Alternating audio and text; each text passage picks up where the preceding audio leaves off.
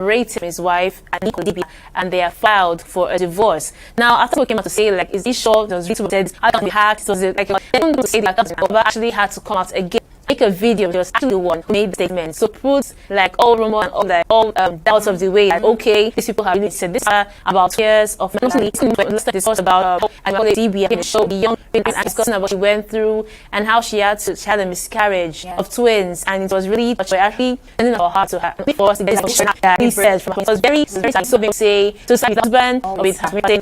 Annie is going through information actually that she's currently in rehab right now, recovering. We're not sure what she's recovering from, but we hear she's in rehabilitation. So people are saying perhaps she's coming that it was only natural that they're going to end up. People are saying, okay, Tubab should not have come out this way to just like debunk it, especially in this time where she's going through a lot, that he should have stood by her and they would have gotten past this together. But we don't know exactly what the problem is or what caused this breakup. But Baba said he was going to give us more information. So his fans will know what's related to this. Okay, there's 2 cents, their opinions, like, okay, it's at fault, okay, Baba is at fault. And they are saying that a lot of things about this. So do you think Baba should come out right now to say maybe you could name more? I'm going to say that.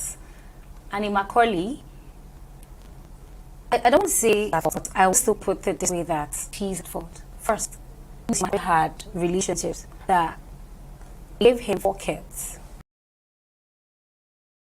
He had stuff to do with them, and then at the end of the day, they came up with the fact that, oh, he has 4 kids for them. And then on the long run, and then you end up giving him to a child.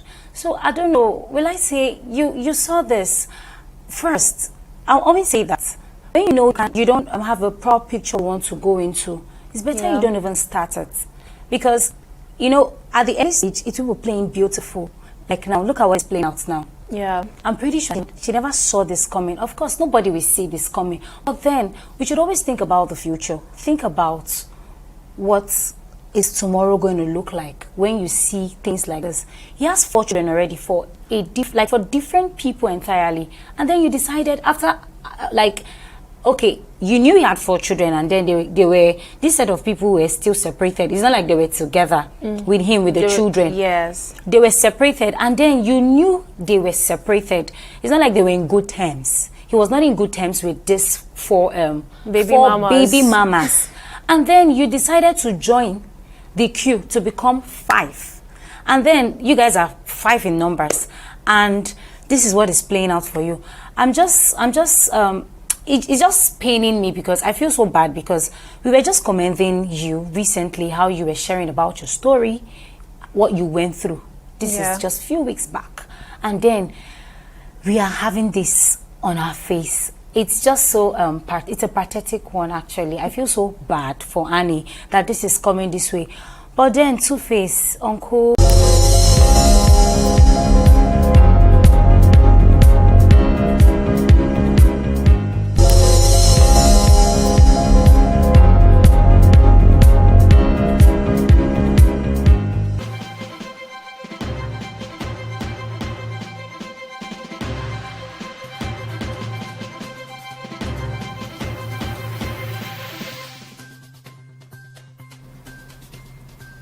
Hello and welcome to the newsroom. I am Joy Uchejim, and these are the headlines we're tracking at the moment. The Anambra State Police Command said it has arrested 9 suspects allegedly involved in the killing of the member representing Onitsha North 1 constituency in the State House of Assembly, Justice Azuka.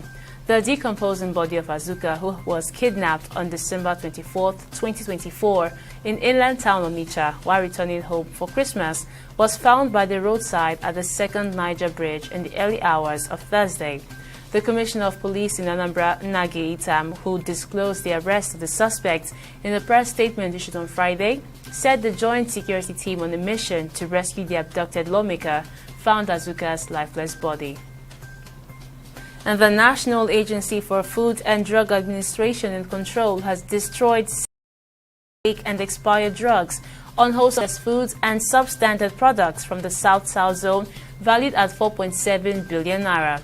The Director General of NAFDAC, Mojisola Adeyeye, supervised the destruction at a dump site in Ikwere local government area of Rivers State on Friday.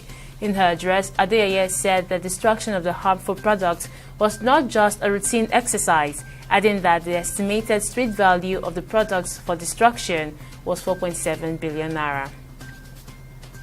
And the Cross River State Police Command has commenced the enforcement of third-party vehicle insurance policies across all 18 local government areas of the state. A press release issued by the command's police public relations officer Irene Ugbo, made available to newsmen, stated that the enforcement took effect from February 1, 2025, in a directive from the Inspector General of Police, Kayode Egbetokun. In the release, the State Commissioner of Police, Gboyom Grima, emphasized the importance of obtaining genuine third-party issuance from licensed insurance providers authorized by the National Insurance Commission. And the Independent Corrupt Practices and Other Related Offences Commission, ICPC, has arrested Adam Imam Yusuf, a deputy commandant of the Nigerian Security and Civil Defense Corps in Kogi State, over the alleged diversion of more than 3 billion naira. Yusuf, who had been at large until now, was taken into custody from his residence in Gwagwalada, Abuja, and is set to face prosecution. ICPC investigations revealed that the former Chief of Naval Staff Vice Admiral Usman Jibrin allegedly orchestrated the fraud through Yusuf and former Brigadier General Ishaya Gangum. And on business, the Nigerian government, through the Ministry of Women Affairs and Social Development, is planning to empower over 4.5 million women across the country with the Nigeria for Women Project Scale-Up Initiative. The Minister of Women Affairs, Imam Suleiman Ibrahim, stated the need for swift action to implement the NFWP-SU, just as the ministry's permanent secretary, Miriam Kashinro, underscored the power of unity and collaboration that affords women the opportunity to thrive. And on the foreign scene, Rwandan President Paul Kagame and Congolese President Felix Tshisekedi attended the summit in Tanzania, where regional leaders called for an immediate ceasefire in the Democratic Republic of Congo. The M23 armed group, backed by Rwanda, has rapidly seized large areas in the mineral-rich eastern DRC, causing thousands of deaths and displacing many. Last week, the group captured the strategic city of Goma, North Kivu's capital, and is advancing into South Kivu, escalating the ongoing turmoil in the region. And finally, on sports, Nigeria defender Semi Ajayi is close to a return to full action after spending around 4 months on the sidelines due to injury. Ajayi sustained a hamstring injury in the second half of the Baggy Sky Bet Championships clash with Cardiff City last October. The centre-back went under the knife few days later, but has now recovered from the injury. And those are the major stories from our newsroom at the moment. We'll bring you more updates at the top of the hour.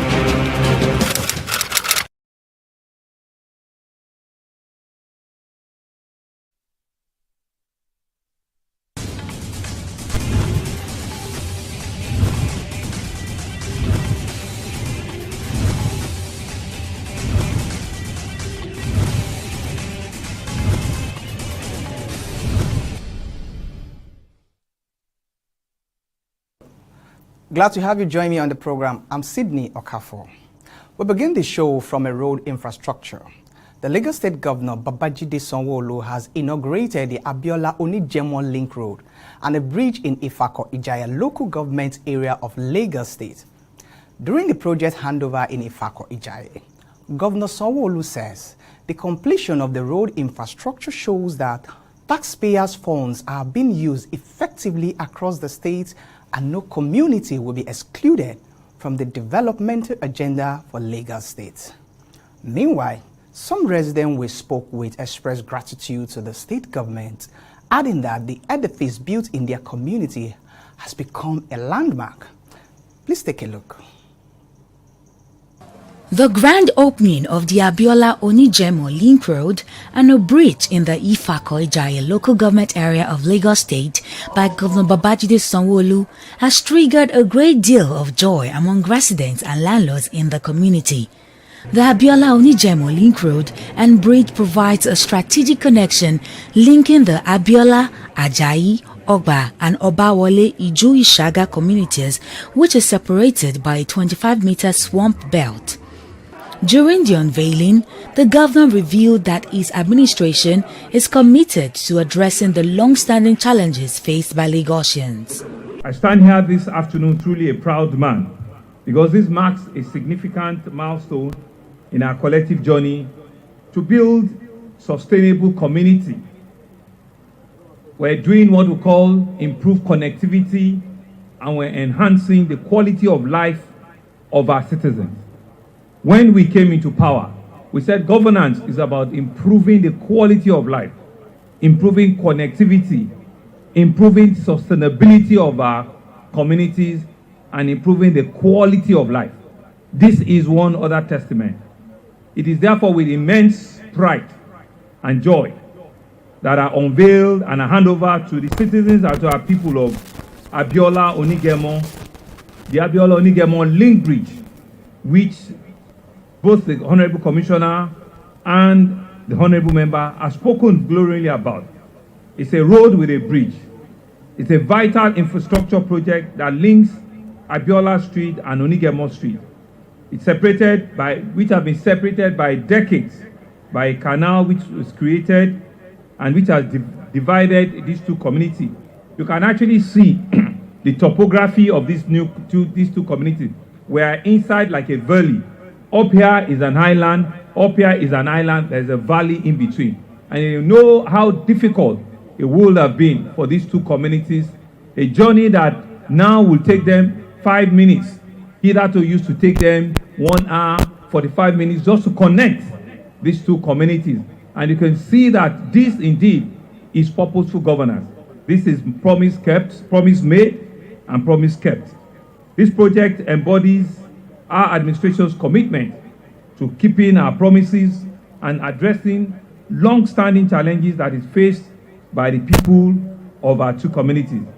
If you recall, during our campaign, we pledged, and the Honorable Member of the House was very right, we did pledge to tackle the issues around this community, issues around inadequate infrastructure, and you also can see that there was persistent flooding in all of this area. This challenge has plunged this area for years into difficulty.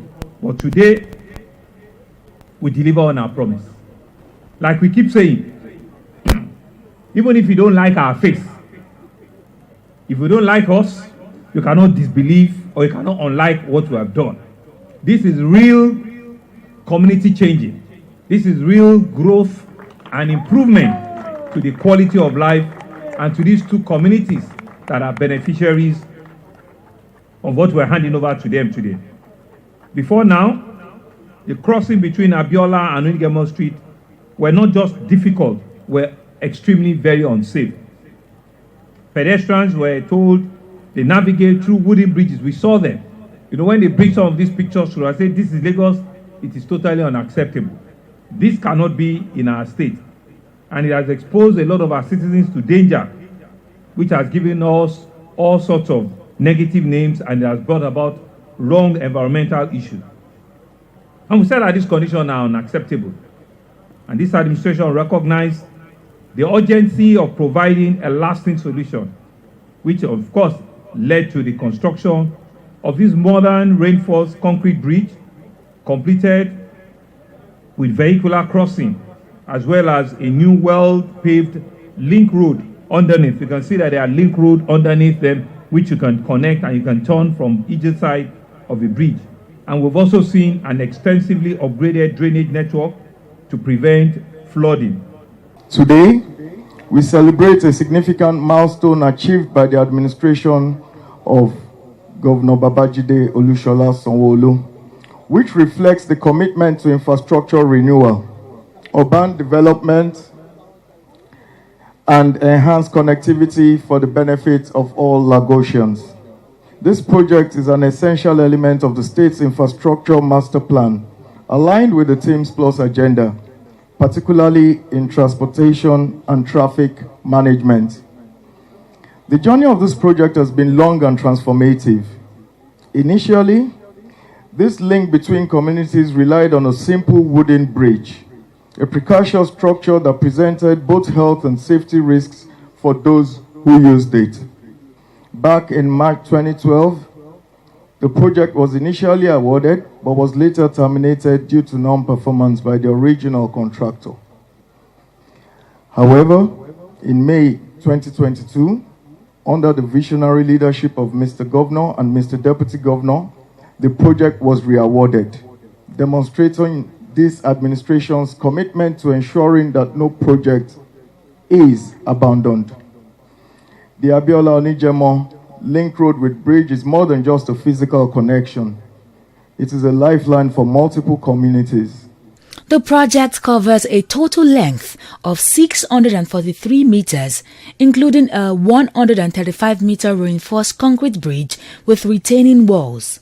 Members of the State House of Assembly at the unveiling said it's a great achievement, pledging more support for the governor in providing dividend of democracy for Lagos residents.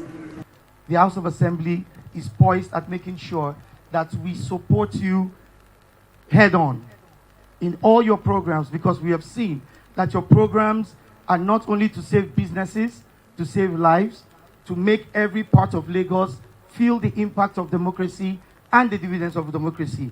We are also here to share our love to everyone, to show them that the government of Lagos State is indeed interested with your welfare. The sufferings of our people for the past 14 years has been brought to abrupt stop. I welcome you to the new Ikoyi of Lagos State, Ifako-Ijaye, the fastest developing local government in Nigeria. Mr. Governor, I'm only here to thank you for the hard times I've given you, the tough times I've given you. I thank you and I say I'm sorry. And I would not stop until we turn Ifako-Ijaye to Victoria Island. This project, alongside numerous others, underscores your administration and commitment to inclusive governance and equitable distribution of developmental projects across Lagos State. Significance of the Abiola Onijemo Link Road with Bridge. The Abiola Onijemo Link Road with Bridge is yet another transformational project under your administration. This landmark project has opened access to major communities while linking Ifako-Ijaye with other areas in Ojodu LCDA.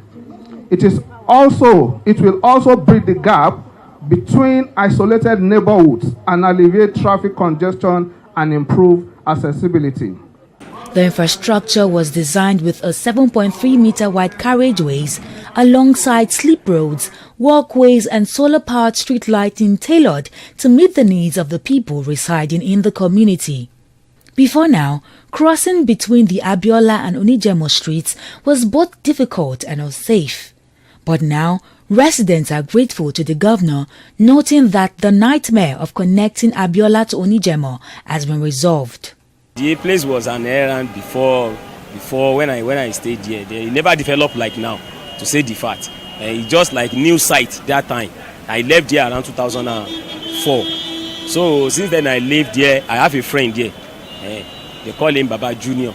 So sometimes if I go and visit him now, I see the way Obawole is. To say the fact, it develops. Obawole developed. He tried here, it developed. But still yet, understand me, there is still a lot to do in everywhere, not in only Obawole. There are a lot of improvement that will come to the area because they have done it fine now. So many people will like to come and invest, shops, selling, do many things here, you understand. So whatever that is not good, if government do the place, they know themselves that good thing will come to the area. Lagos State is wide, and the only thing I say about the governments are trying, but the only thing I see is that to maintain things, truly they can do it. If you can go further now to GRA Ikeja, you can see there is a good look in the road-wise this thing development. You can even see how they develop the place. But the only thing is that when the place is getting bad, how are they going to be maintaining it? Maintenance culture, we don't have it. That's the only thing. That's it. And then the only thing that I want us to know is that I'm talking about the maintenance. They have to base on that maintenance, because when you do something, you don't maintain it. Look at the camera you are using, look at the equipment you are using. If you don't maintain it, you will not be able to use them. Meanwhile, the governor also unveiled the Alakpere pedestrian bridge to reduce traffic congestion in the access, adding that 36 new roads and bridges will soon be opened. Sanwo-Olu called on Lagos residents, particularly the people of Abiola and Onijemo streets, to take ownership of the infrastructure built by the state government. Welcome back. Lagos residents have seen the essence of tax payment. Now, the next story is about complaints and at the same time pleading of landlords and residents of Ijikoyeje and Olabisi Omolaje Street under the Itire Ikati LCDA in Surulere area, who have called on the state government over the abandoned rehabilitation of their inner roads that began since February 2022. According to them, the project was supposed to start and finish within 12 months. But since the project began, some of the inner road has been done, but they don't understand why others were left unattended to. This has made residents to reroute whenever they are going out of the community. Meanwhile, let's take a listen to what they have to say. This deplorable road that is covered in a pile of sand that has now become an obstruction for motorists and residents residing in the area was not done deliberately. Rather, it was a result of an abandoned road rehabilitation project for residents of Olabisi Omolaja and Ijikoyeje Street under Itire Ikate LCDA, Surulere, that was designed to be completed in 12 months. Now, the project is running into 3 years without completion, that is since 2022, causing nightmare for the residents and crippling business activities in the area. I've been here since 2016. So, government have been trying to construct the road. Sometimes when they will come and measure, we will not see them again. Unfortunately, on 2022, that should be February, they now came with their everything and their instruments. That shows that there is improvement of what they have been trying to do since. So since then, the road have been going on construction, but there is a lot of delay. I don't know, is it from the government who give to the construction or from the construction company? But all I know is that there is a lot of delay. The work is not going faster as people are expected. That maybe before by now, this place has been supposed to be tied up so that people will feel more comfortable as it's supposed to be. It's not encouraging because we thought within 1 month, 1 year, like they said, it will work out. But for 2 years, going to 3 years running now, the pace is so slow. The pace of work there is so slow. They come about 3 months. The next 6 months, we don't see anything happening, and it has not been easy. Ijikoyeje Omolaja would have been an access road to so many people. So most of us, to go out, we keep going around to access or to go out of this place, which is not really encouraging now. So we wish that the pace of work be increased. It's really affecting everybody as a whole residential as a.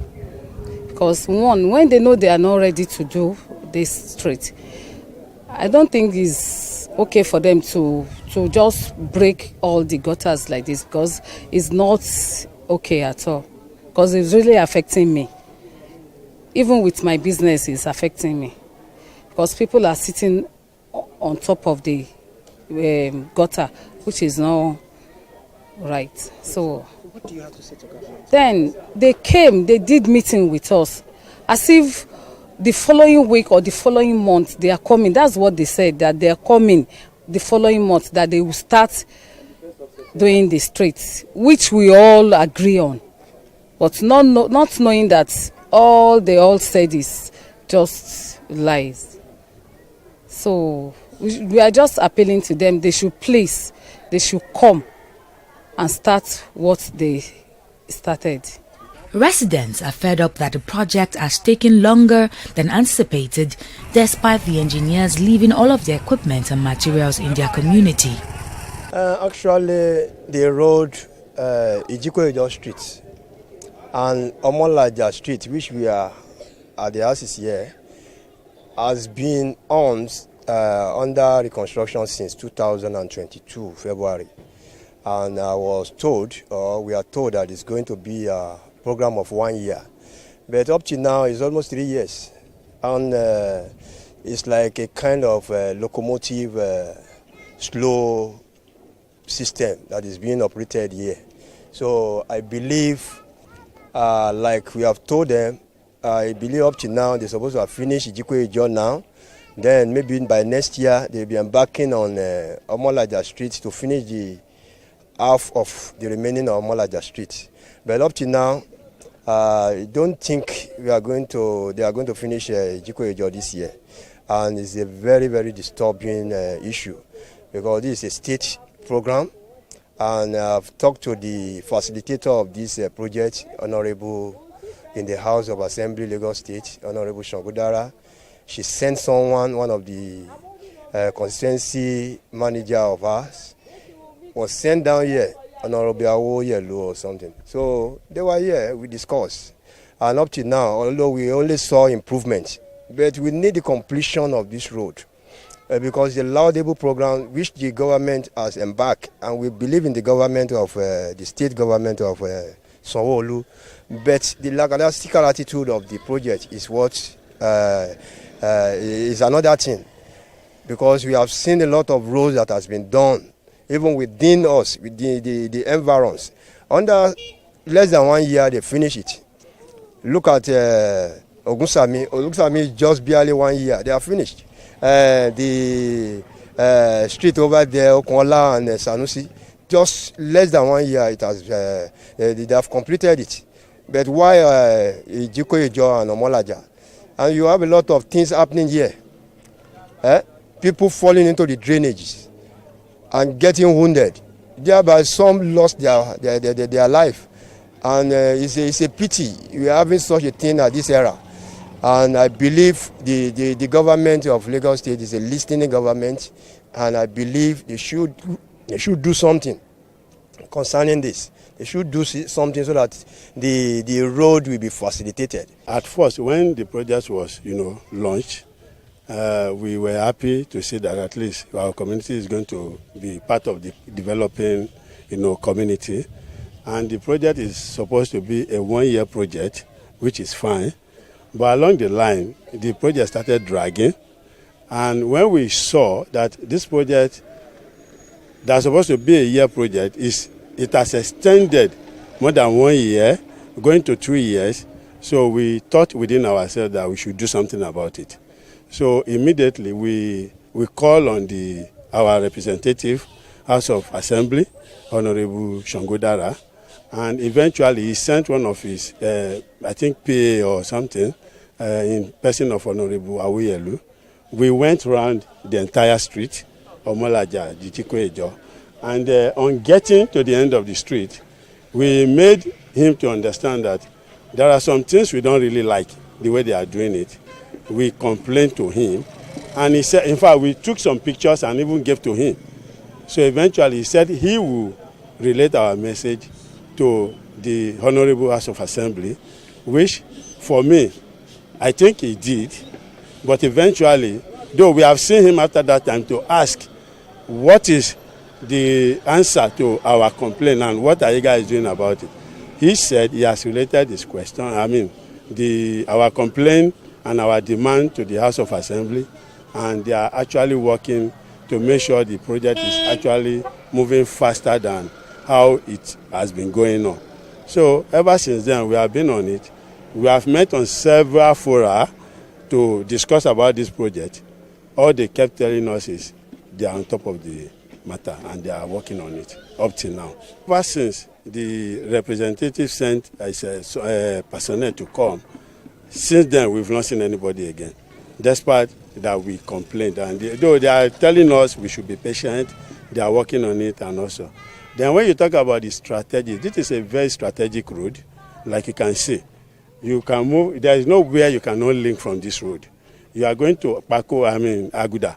You can follow this road to Aguda.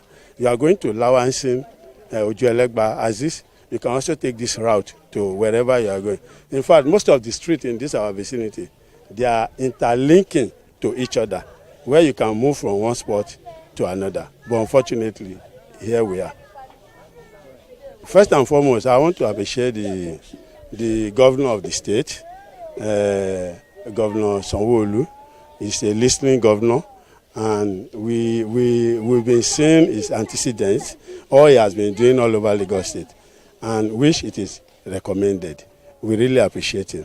And so, this project being a state project, we also want to appeal to him to help us to quickly finish the road so that our people can have relief. Then talking about what measures we, the community, are putting in place. If you look at down the street, recently, the contractor actually wanted to block the entire road from allowing some other people to, go out and come in. But we intervened with the, intervention of the CDA executives, especially my chairman, who was around us at that point. And eventually, we were able to profound a solution where instead of you blocking some set of people, we can look for alternative route, which is what we have done as we speak now, temporarily. While also appreciating the government for fixing Mogaji Street, a nearby street in the same local government area of the state, they appealed to the government to do the same for Labisi Omolaja and Ejikoijo streets that are still unfinished. I expect if somebody wants to do anything for a community like this, it's not supposed to take a longer period of time. But it's a pity that when they started this, so we discovered they put sand with the hope that they are starting work on that very day, because based on the seriousness. But we later discover so many lapses which which break our heart. Let me just use. So at the end of the day, we cannot easily migrate from one street to other. We have to follow one way. And you know what that means in all these kind of small streets, for car to be forcing itself to turn. So it's a minus on our side, even if somebody wants to help you. So at least we are not happy. We are not happy. We are out of no choice, because if I'm a millionaire, I can say, let me do that. But the shoe I'm wearing, I'm patching it. So how do you want me to do that? So I have to follow, I have to keep enduring.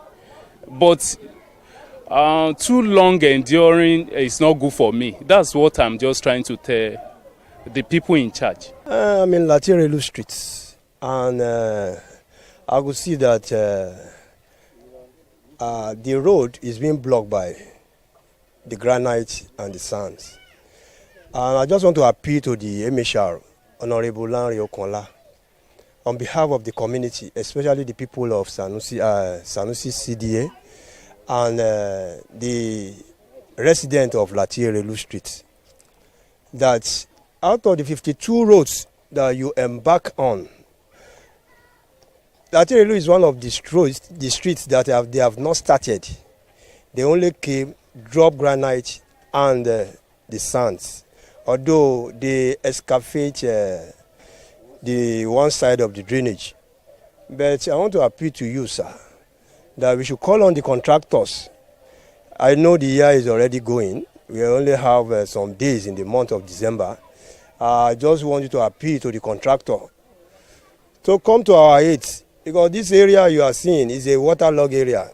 If there is any rain now, the drainage will be blocked. So I just want you to use your power of office, as you have already highlighted the street of Latirelu to be counted among the 52 streets of which you want to embark on the construction. I know you are doing a laudable program. We believe in you, and my people also believe in you. We just want you to help us in facilitating the construction of this road. We at Sanusi Street, we thank the state government, Governor Sanwo-Olu. We really give thanks to Senator Eshilokun, then the council chairman, Akpatira. We thank you for facilitating our streets, Sanusi Street. But what I have to say for the other streets that they did not do is that they should please come to Itire Ikate and look for other streets like Osila, Ijikoye Ijo that have been there since for some years. They did not finish it. They should try and finish it up and give us. Then Sanusi Street needs street lights because they did the road, but they did not give us street lights. There are some other streets that they gave street lights, so we need it. If they do the street for us, they should at least give us street lights.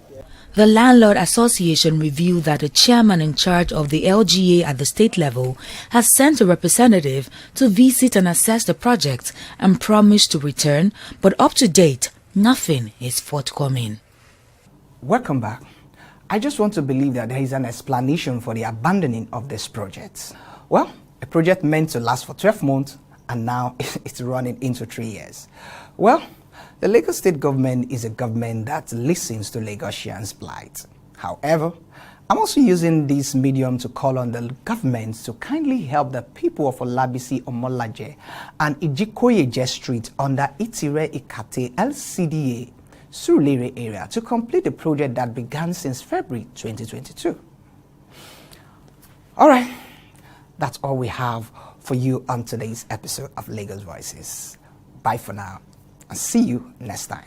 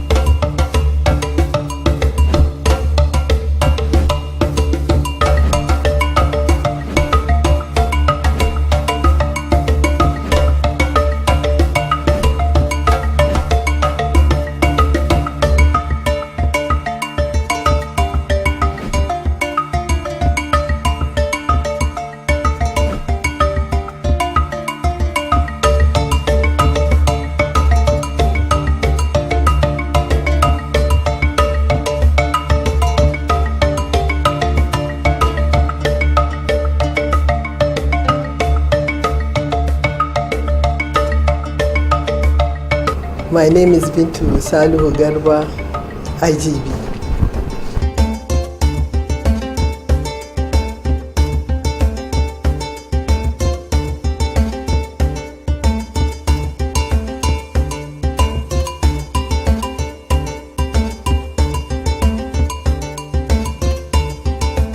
From secondary school, I moved on to Kano Polytechnic. That's where I started painting. And I'm happy I was the first female to start painting the Kano State.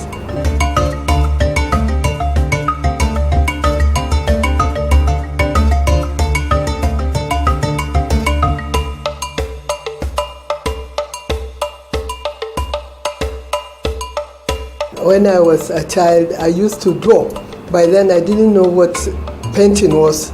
I guess you understand what I mean. Then my uncle, then late, he now took us to London. That's where I saw paintings of master's paintings, very beautiful ones at the National Gallery of Art in England. So from there on, I just love painting and I pick up interest from there. Because I noticed after every painting, a painter will now inscribe his name at the bottom of the painting. That was what inspired me. I said, oh, I would love to paint and then inscribe my name on that. From there on, I just pick up drawing and then I continue drawing from there. It just leads to painting.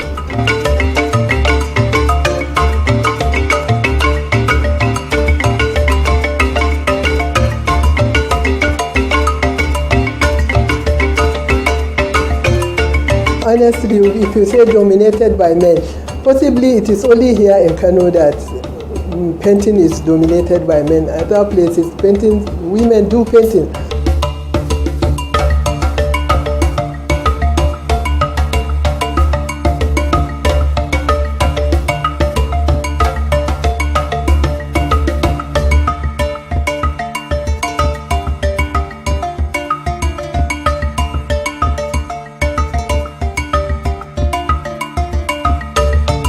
If you say challenges, well, there are quite a lot of challenges, but I was able to go through it because the men I'm working with then, they were also helping me to see that as a female, they kept encouraging me, even the lecturers, they encouraged me to paint. So I now pick up painting and I continue doing it, and I truly, really worked hard to get where I am today.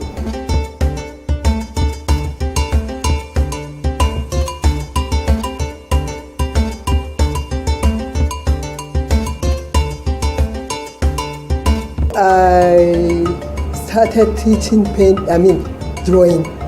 I got employed into Kano State Senior Service Management Board, that is secondary school. So I continue drawing, painting, and then teaching at the same time, and then making money from there because it's a job. It is what I do. You understand? It's what I do. I teach painting.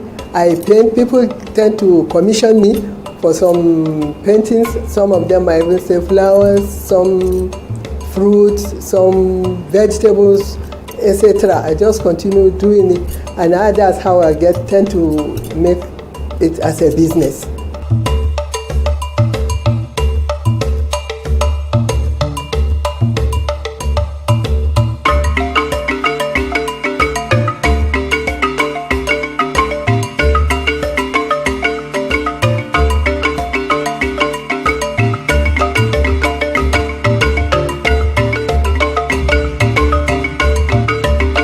As I've earlier mentioned, I told you I've been teaching for past decade now. You understand? So I guess I am passing this knowledge down. Now that I've come to this age, I'm in my studio, I allow teenagers to come. I teach them painting free of charge. Some of them, all they do is to buy the materials themselves. And then I do teach them, I do coach them, because you don't teach painting, you coach. It is some talent, like person has talent and then you now coach him, you develop his skill, you understand? So that is what I do now. I get teenagers and even adults. Some of them are even interested. They do come to my studio and ask me, I would like to paint. I would like, fine and good, since it is what I've been doing for over 30 years now. So I now find it easier to even teach anyone that is even interested in painting.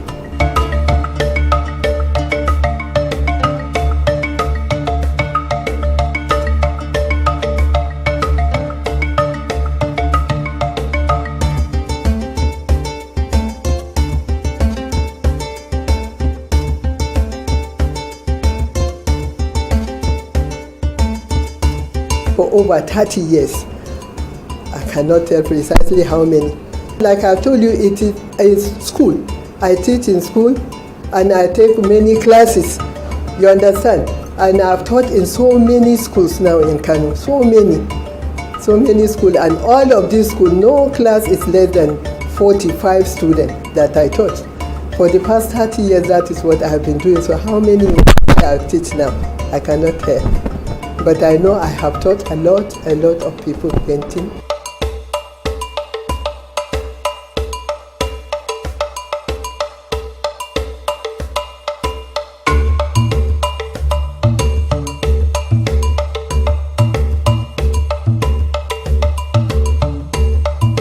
The outcome of it now, I can see people are developing interest in painting. And alhamdulillah, they see female in it. People are now coming out to appreciate painting. Like though I forgot to mention to you that we have this Society of Nigerian Artists. We are shouting out to people, getting people, reaching to them, so that they will now understand painting, and that it is not only drawing, it is a way of life, because some people don't even know that painting is a profession. They don't know it. So now myself and members of the society, we are reaching out to people to get them to understand painting and drawing as well.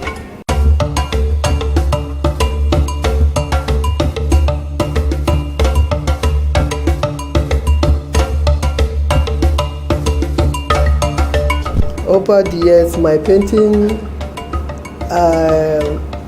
I delve mostly in culture. Any environment I find myself, I now tend to go into I see the culture, the kind of people that are there, like I now work with what they have there. My painting is mostly culture and educative as well.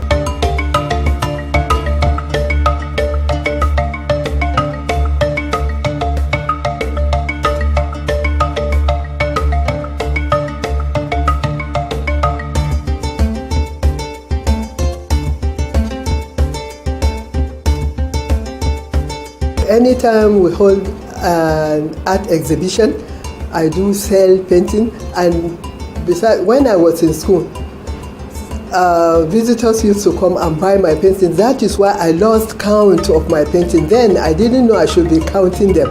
As I'm working, people tend to come in and appreciate the work. By the time I'm working, they will tell me, okay, if you are through with this, I'm going to buy it. Some, by then, I even used to give it free of charge. I didn't know it is something that I should be counting or something I should keep as a side. But much later now, I come to realize that every piece of my painting is like a child to me. So from there, then, I've started counting them. But the previous one I did, I cannot precisely tell their numbers.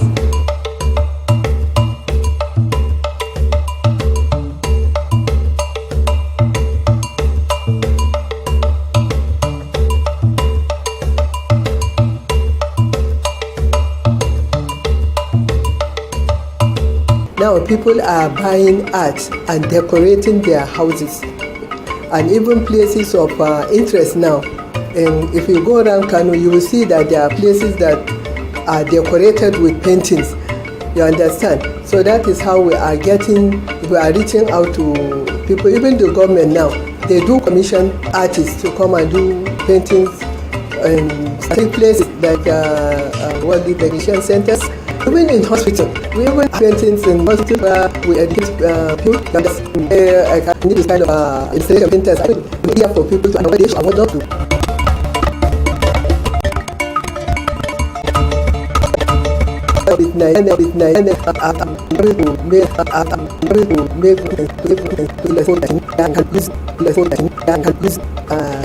Kind of on me. Okay, that hand on me. Okay, that hand over you.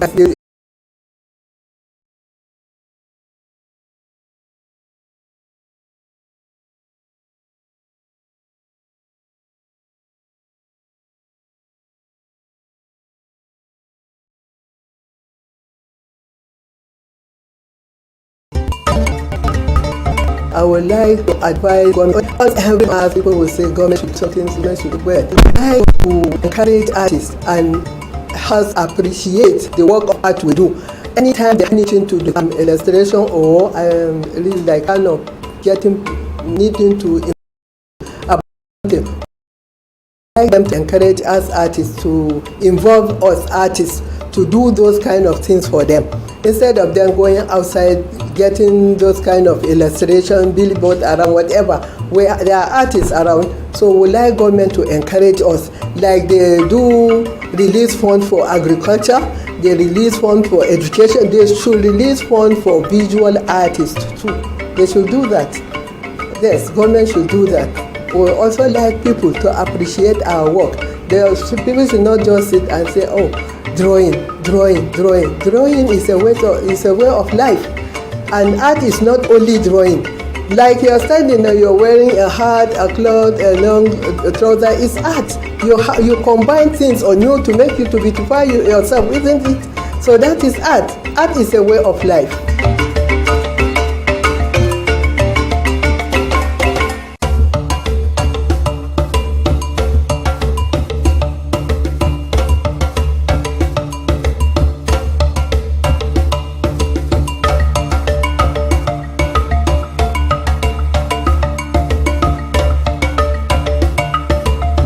COVID-19 have affected the patronage very, very well. Yes, it has. But that is not withstanding, that is not stopping us from doing what we're doing, because it is not only foreigners that patronize our paintings. It's not only foreigners. So we are doing what we do, and then, painting, it is something you can do and keep. With time, those foreigners will come.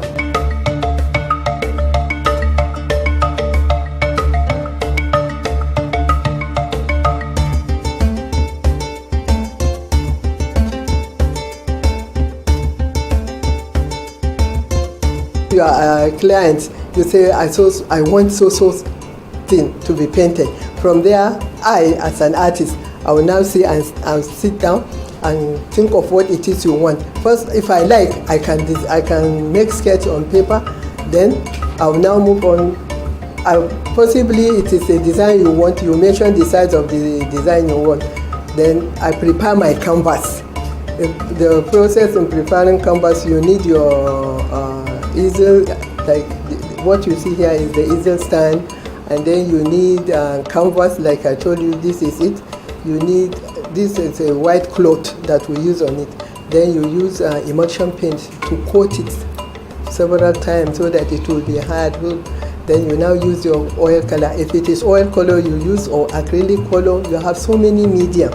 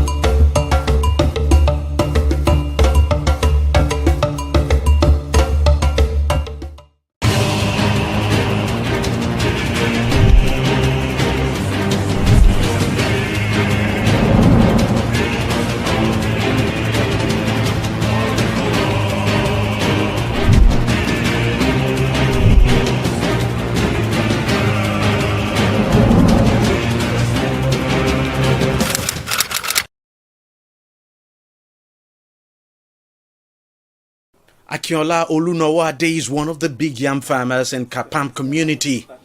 He grows his yam tubers in sacks and has 5 of such farms in the community. But all the farms are now gone, destroyed by the toxic pollutant of August 28. I don't have any other thing to do now. I borrow money in the bank to do this project, sir. I cannot lie to you. I need help. I have 3 children in the university. Presently, as you are looking at me, and I need to pay their school fees. What will I do? What will I do? So I don't know what to do. That's why I'm pleading to the world. If anybody who can assist me to come up again, that you try and do it. And that you do it directly to me, not through any third party. I am retired Lieutenant Colonel Dubagari. I retired to 2014 and I bought this place. Bought it 5 plots. The retired Lieutenant Colonel grows grain and ginger in his 5-plot farm. But the farm is now decimated by the pollutant. As you can see, this is ginger. The ginger was very greenish. It's not turning yellow. That means the chemical has affected it. Look at my corn. Like guinea corn now, you can see no one is surviving. All of them inside, they have dried up. Only the maize now is drying gradually. The granite there completely was gone. We have to remove it to plant beans. And so many things inside. I have a garden inside where I plant a lot of things. That is, I just have passion in farming. All my things are gone. Nothing to fall on now. We are supposed to...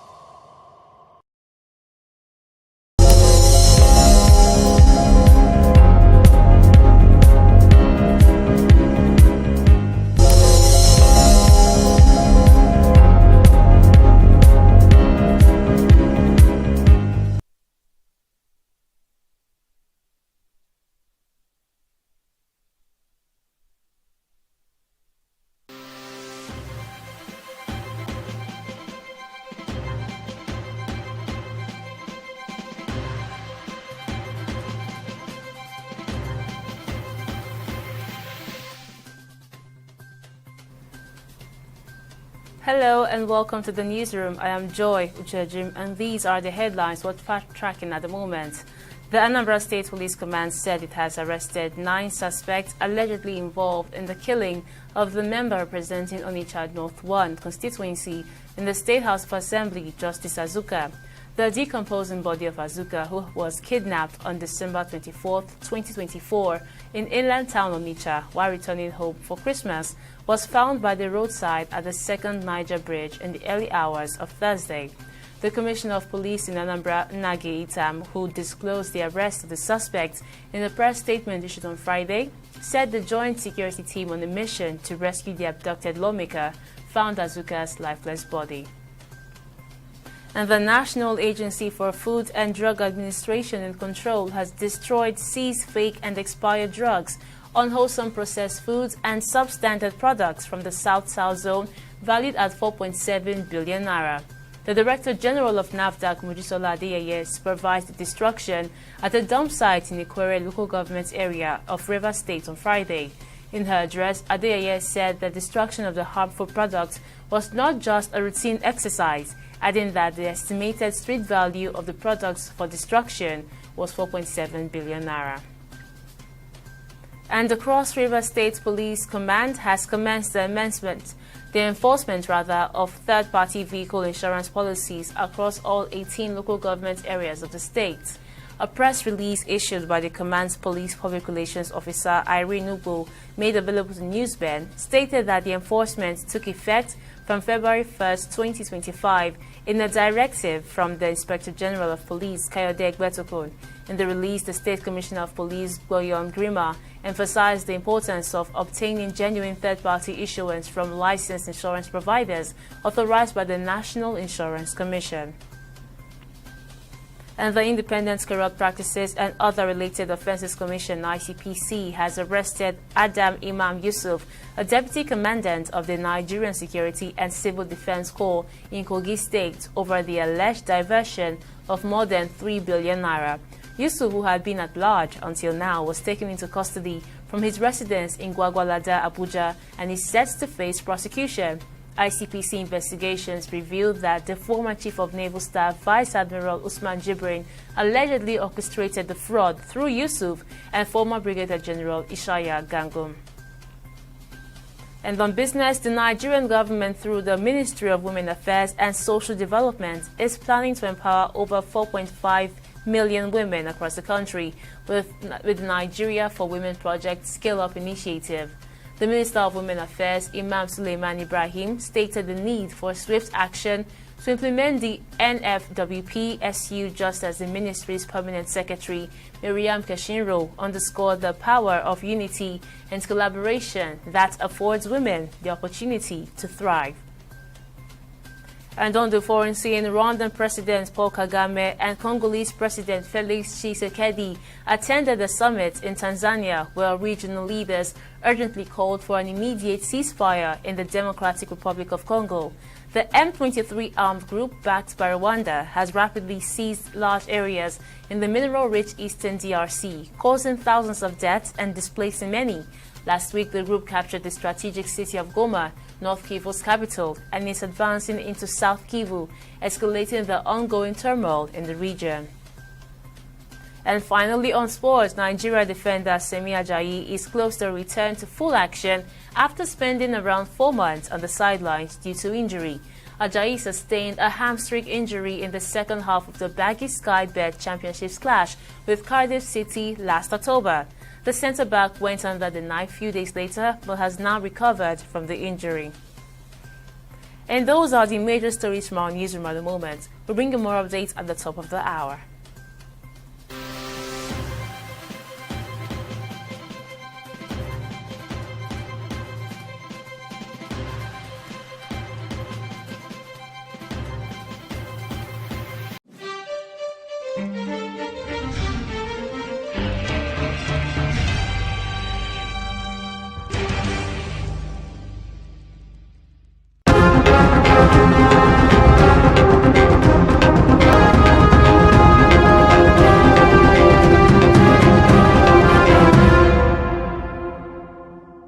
It's arguably the most important slave trade era monument in Badagry.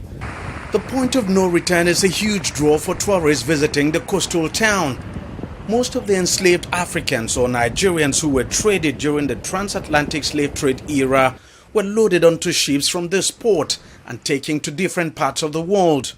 For many tourists, the point of no return has some spiritual connection, and that is why it's a must-see for any tourist visiting Badagry. But the place is in total shambles and looks completely abandoned. Locals say the Lagos state government began rebuilding the monument some 8 years ago, but never completed it. And now it's been abandoned. The whole structure is rotting away and collapsing. Virtually all the smaller structures around the point of no return have collapsed. There is no inscription or write-up anywhere around telling the story of this important historic site. All this in a state that prides itself as a tourist destination. It's a crying shame that this place is left like this. So imagine if tourists were to come here. There's just nothing, absolutely nothing to tell the story of this place. Nothing to show that this is the famous point of no return. It's just difficult to understand how we could abandon a monument as important as this in this manner. It's quite very, very embarrassing looking at the way which the government, even though they've been advocating for tourism, on the need for us to invest in tourism, to encourage the citizens to participate and also encourage tourist activities. But the truth of the matter is that most of our tourist sites, they are not really strategically fine-tuned in a way to make it more attractive for tourists to come and spend time around. Well, I think this structure, it's more of like a white elephant project because it's very, very it's a waste. Because you can see now it's dilapidated, and I don't think they are going to continue with the construction of this structure. And this structure, I believe before the commencement of this structure, they should have come up with their plans to see how it's going to benefit and enhance and boost tourism within this community. But maybe they did not do their groundwork very well, so they had to stop it in the long run. It really breaks my heart, because this is millions of naira wasted that possibly could have been ventured into another aspect of the tourism.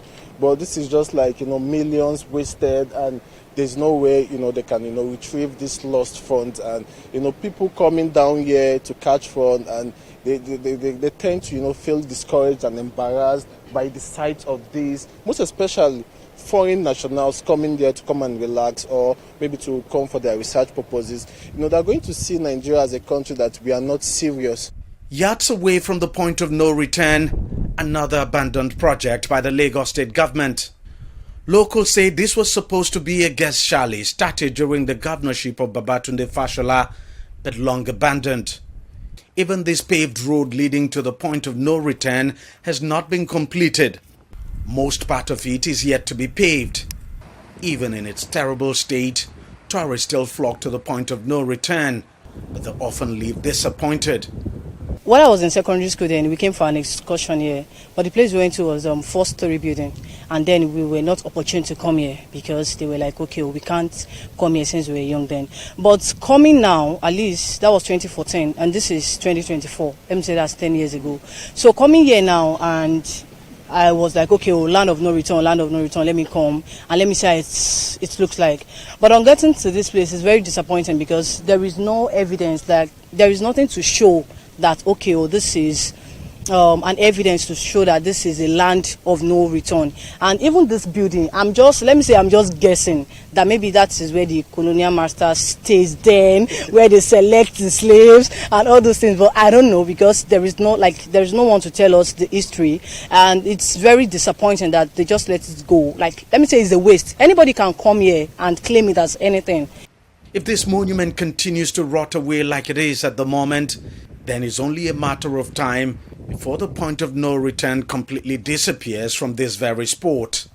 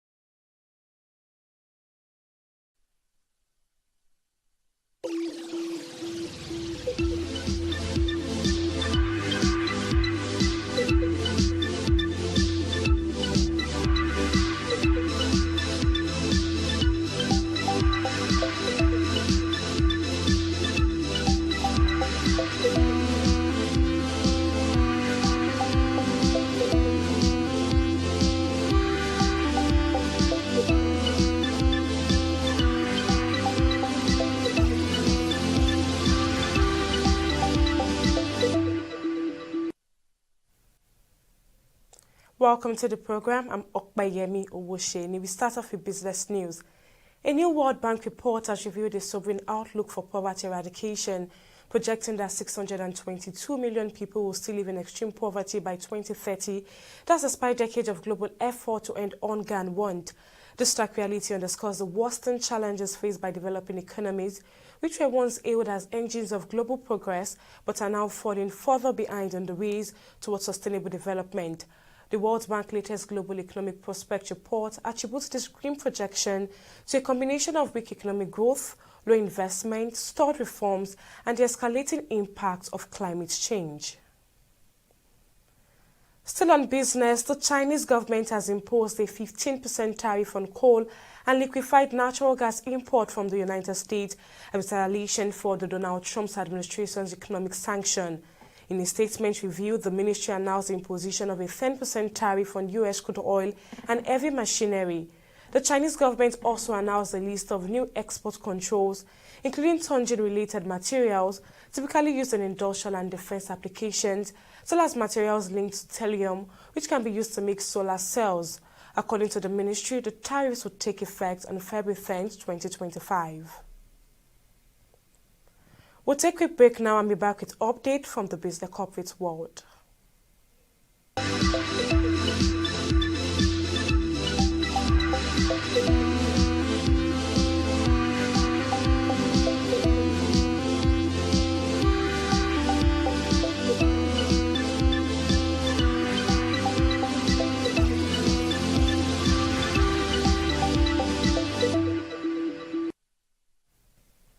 Welcome back. First Bank of Nigeria stated that the injunctive orders granted to it by Justice Dainde Dikpeolu of the Federal High Court Lagos remains valid, even though the court has set aside a Mareva injunction freezing the assets of Global Hydrocarbon and those of its directors up to the sum of $225.8 million. The lender disclosed in a statement on January 29th that the court ruled that the suit it filed against the energy firm before Justice Dainde Dikpeolu did not amount to an abuse of court process, as Global Hydrocarbons Limited claimed.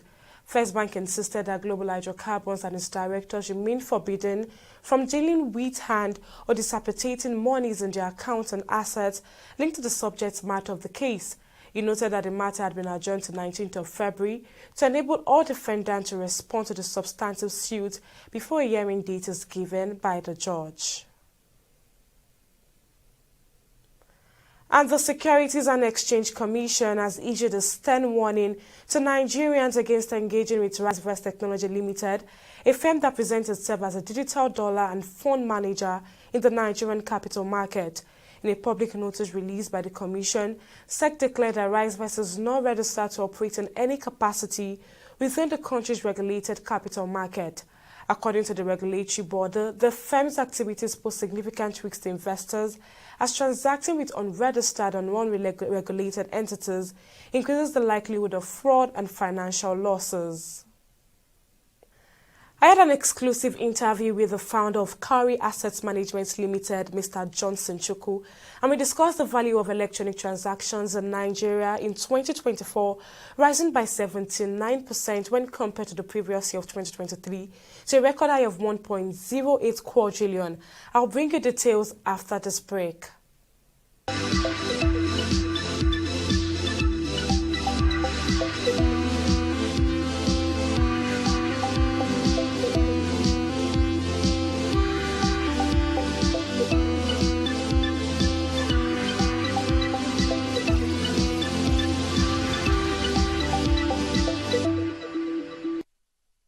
The value of electronic transactions in Nigeria in 2024 was by 79% to 1.08 quadrillion. That is significant development. What do you think about this?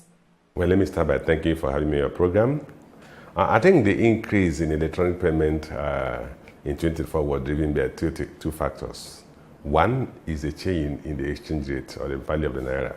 We've seen a material increase in value of the Naira. We've seen Naira at official window depreciate from about 432 to 435 Naira per dollar to the region of 1,500 to 1,600 Naira per dollar. We've seen at the parallel market about 750 to about 1,600 to 1,900 per dollar. We know commodity prices have also adjusted likewise. So we've seen price changes in the value of transactions of more than 100%. So that's a contributory factor. The other factor is that the adoption of electronic payment platforms by Nigerians. We've seen a consistent and continuous adoption in electronic payment platforms by Nigerians. So that also contributed. So there are two factors. One, the change in exchange rate on the value of the local currency by depreciation of about 100%, as well as, which means the unit price of commodities have increased by almost 100% over the past 1 year. And then the increase in adoption of technology as payment platforms. We have a lot of these payment platforms, electronic payment platforms available today. We have among them MoneyPoint, Kuda, and what have you. So we've seen a massive adoption of that technology as well as change in the value of the local currency. Well, so far we've seen a remarkable increase in the value of electronic transactions. Now, with this kind of growth, what do you think it signals about Nigeria's overall economic trajectory? Is this just a short-term goal, or do you think it reflects more sustainable economic growth for the country? No, I think it's not a short-term trend. We are going to continue to see that. One, like we talk of technology adoption, we're seeing, if you look at the demographic of the Nigerian population, you see more than 40 billion below the age of 18. So these people are very technology savvy. We are living in an era where digital technology is actually now overtaking the analog technology. And you're talking of electronic payments, you're talking of fintech, financial technology. Virtually every bank has adopted financial technology tools. We're dealing with alternative delivery channels. We're dealing with convenience. The world is all about convenience today. You look at the use of POS terminal, use of online payment platforms. I mean, these are not conveniences you want to drop and go back to the brick and mortar system. So it's something that we have sustained. It's something that we're going to see a lot more adoption of that. And virtually every bank today has payment platforms. They have their online payment platform. They have their downloadable applications. And if you have to provide services in the financial service sector, not just in the financial service sector, in virtually all sectors of the economy, you are talking of telemedicine today. So I think it's a transformation in human behavior, in human conduct, in ways we do things, in ways we interact. And I think it's going to be sustained. We're going to get to a point where by the time the next 50 years, when the older generation of Nigerians, a few people who may not be literate, have passed on, you have a population that are basically technology. But even we get to that point, the dominance of the Gen Zs in the population demography means that this adoption will continue to happen, and because it's convenient, and people will not live what is convenient today. Yeah, why would they go to a banking hall, take transport fare from my home or from my office to go to a banking hall to go and queue to make a withdrawal when I can as well use my laptop, my iPad, or my phone to make the payment? Why do I have to go, if I need cash, go to a banking hall to withdraw cash when I can go to a POS terminal to withdraw cash? So the convenience that electronic payment platforms provide have made them compelling for people to continue to adopt it. Now, let's look beyond the increase in transactions that we've seen so far and the growth in digital payment. Do you believe the sharp rise in e-payment is indicative of broader economic recovery or just a structural shift? And considering the challenges that Nigeria has faced in recent years, how sustainable do you think this surge in electronic transaction is in the long term for Nigeria, bearing in mind that we are battling with inflation and other issues in the economy? Well, I don't think it has anything to do with economic recovery. We are still seeing weak economic growth. We saw the GDP grow about 3.46% in the last quarter, third quarter of last year.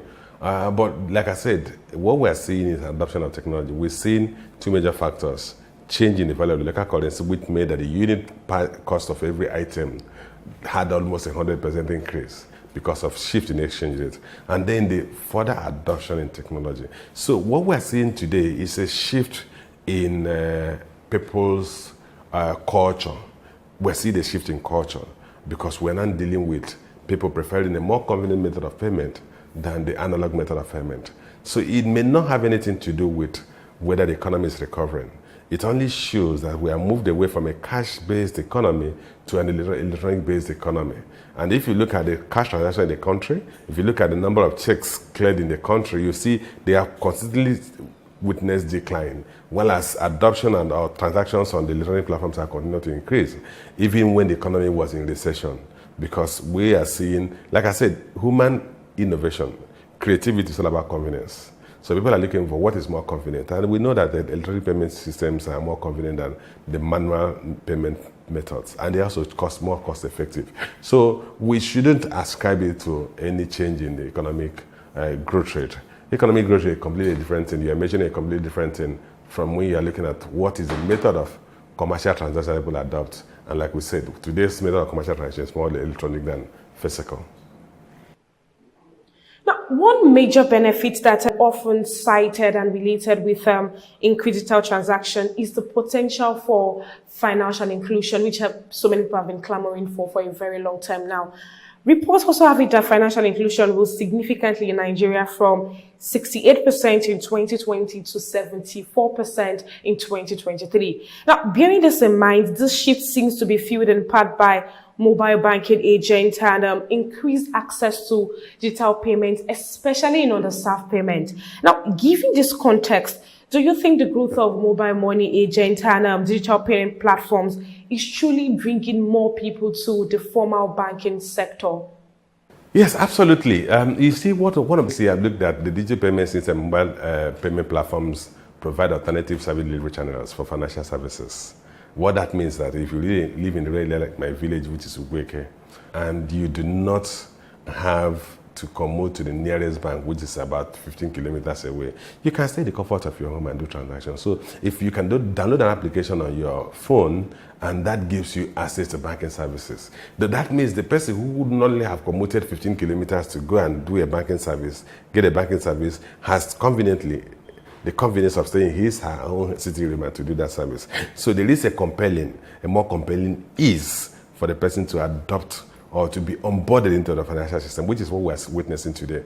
The mobile payment platforms, the electronic payment platform, the virtual payment platforms, all the fintech platforms that give people the power, the capacity to get onboarded into the financial system without they having to commute long distance. And also, remember that the mobile payment platforms have simplified the concept of know your customers and customer onboarding systems, so that you don't need to go and bring heaven and earth to be onboarded. By the time you have your BVN, you can be onboarded because they can actually link your BVN to your account, and that way they pool the data that you have provided for your BVN. So the concerns we used to have in the past, where we did not have a single identification method or a single code to which customers could be identified, had been resolved to a reasonable extent. So what we are seeing is that as more and more people embrace technology, more and more people find it easier to get into the financial system. And because even if you do not need to borrow, like most people thought that banking service is all about placing your deposit and taking money, funds, you now know the benefits of a payment platform. And because we have a more efficient payment platform today, where you can make payments, you go to a daily market or even a weekly rural market, and you see people come there with their POS terminals. And people come there with their electronic payment platform, and they say, I'm buying 5 tubers of it, I can pay you through this method. Or you see the person selling tubers of it, and it comes with a POS terminal to receive payment. So that has simplified banking. And before you have become a merchant with a POS terminal, you will have an account. And like I said, the agent banking also made it possible that you don't need to go to any urban area to open an account. So these are factors that have contributed to financial improvement and financial inclusion in the country. Now, you've agreed with me, and you've also mentioned that this is a significant development for Nigeria. But then, do you think there are any significant barriers to financial inclusion in Nigeria that could prevent full participation in digital economy? Well, yeah, of course, that will never be eliminated fully in any country. One, you have to deal with the issue of infrastructure. And when I talk infrastructure, I talk about digital infrastructure. You need at least to have a telephone services in your locality. Good at in my town, they have a 4G telephone services. Without the telephone service, and there are still a few rural, far-flung communities that don't have telephone services. So you need to have that. That's a simple known for you to have a digital banking service, because without technology, without telecommunications technology, you can't communicate. So that's very key. And because we have not fully covered the entire country, that's still a constraint. Then you look at the level of knowledge. Then you look at the level of poverty. These are three factors you have to consider. Level of knowledge in terms of level of ignorance. People who are completely ignorant, you need to try to really convert them, to convince them that their money is safe. If they don't have a teller and they don't have a passbook where they are recording their lodgement, you need to convince them that their money is in virtual platform.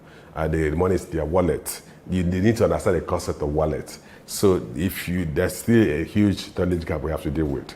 And then, like I said, then you also look at the issue of poverty. There are a lot of people who are living hand to mouth. They're not able to save one dime or one kobo. So they are daily paid laborers. They want their cash to be able to give to their wife to go and buy foodstuff and eat that night.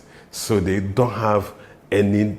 They find it difficult to rationalize the need for them to go and keep money in the bank or to open a bank account in any form. So those are three factors that are still constraints to financial inclusion. But as the economy is evolving, as per capita income improves, as standard of living improves, as communication services also become more pervasive, we will gradually begin to chip off on those constraints.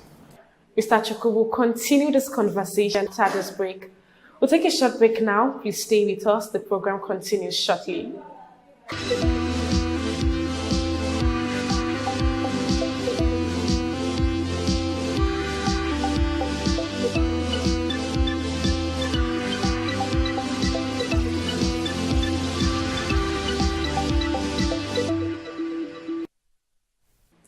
Welcome back. We're still discussing the value of electronic transactions in 2024 rising by 79% to 1.08 quadrillion in 2024. And we still have the founder of Cowrie Asset Management Limited, Mr. Johnson Chukwu. Thank you for your time and for staying with us on the program, Mr. Chukwu.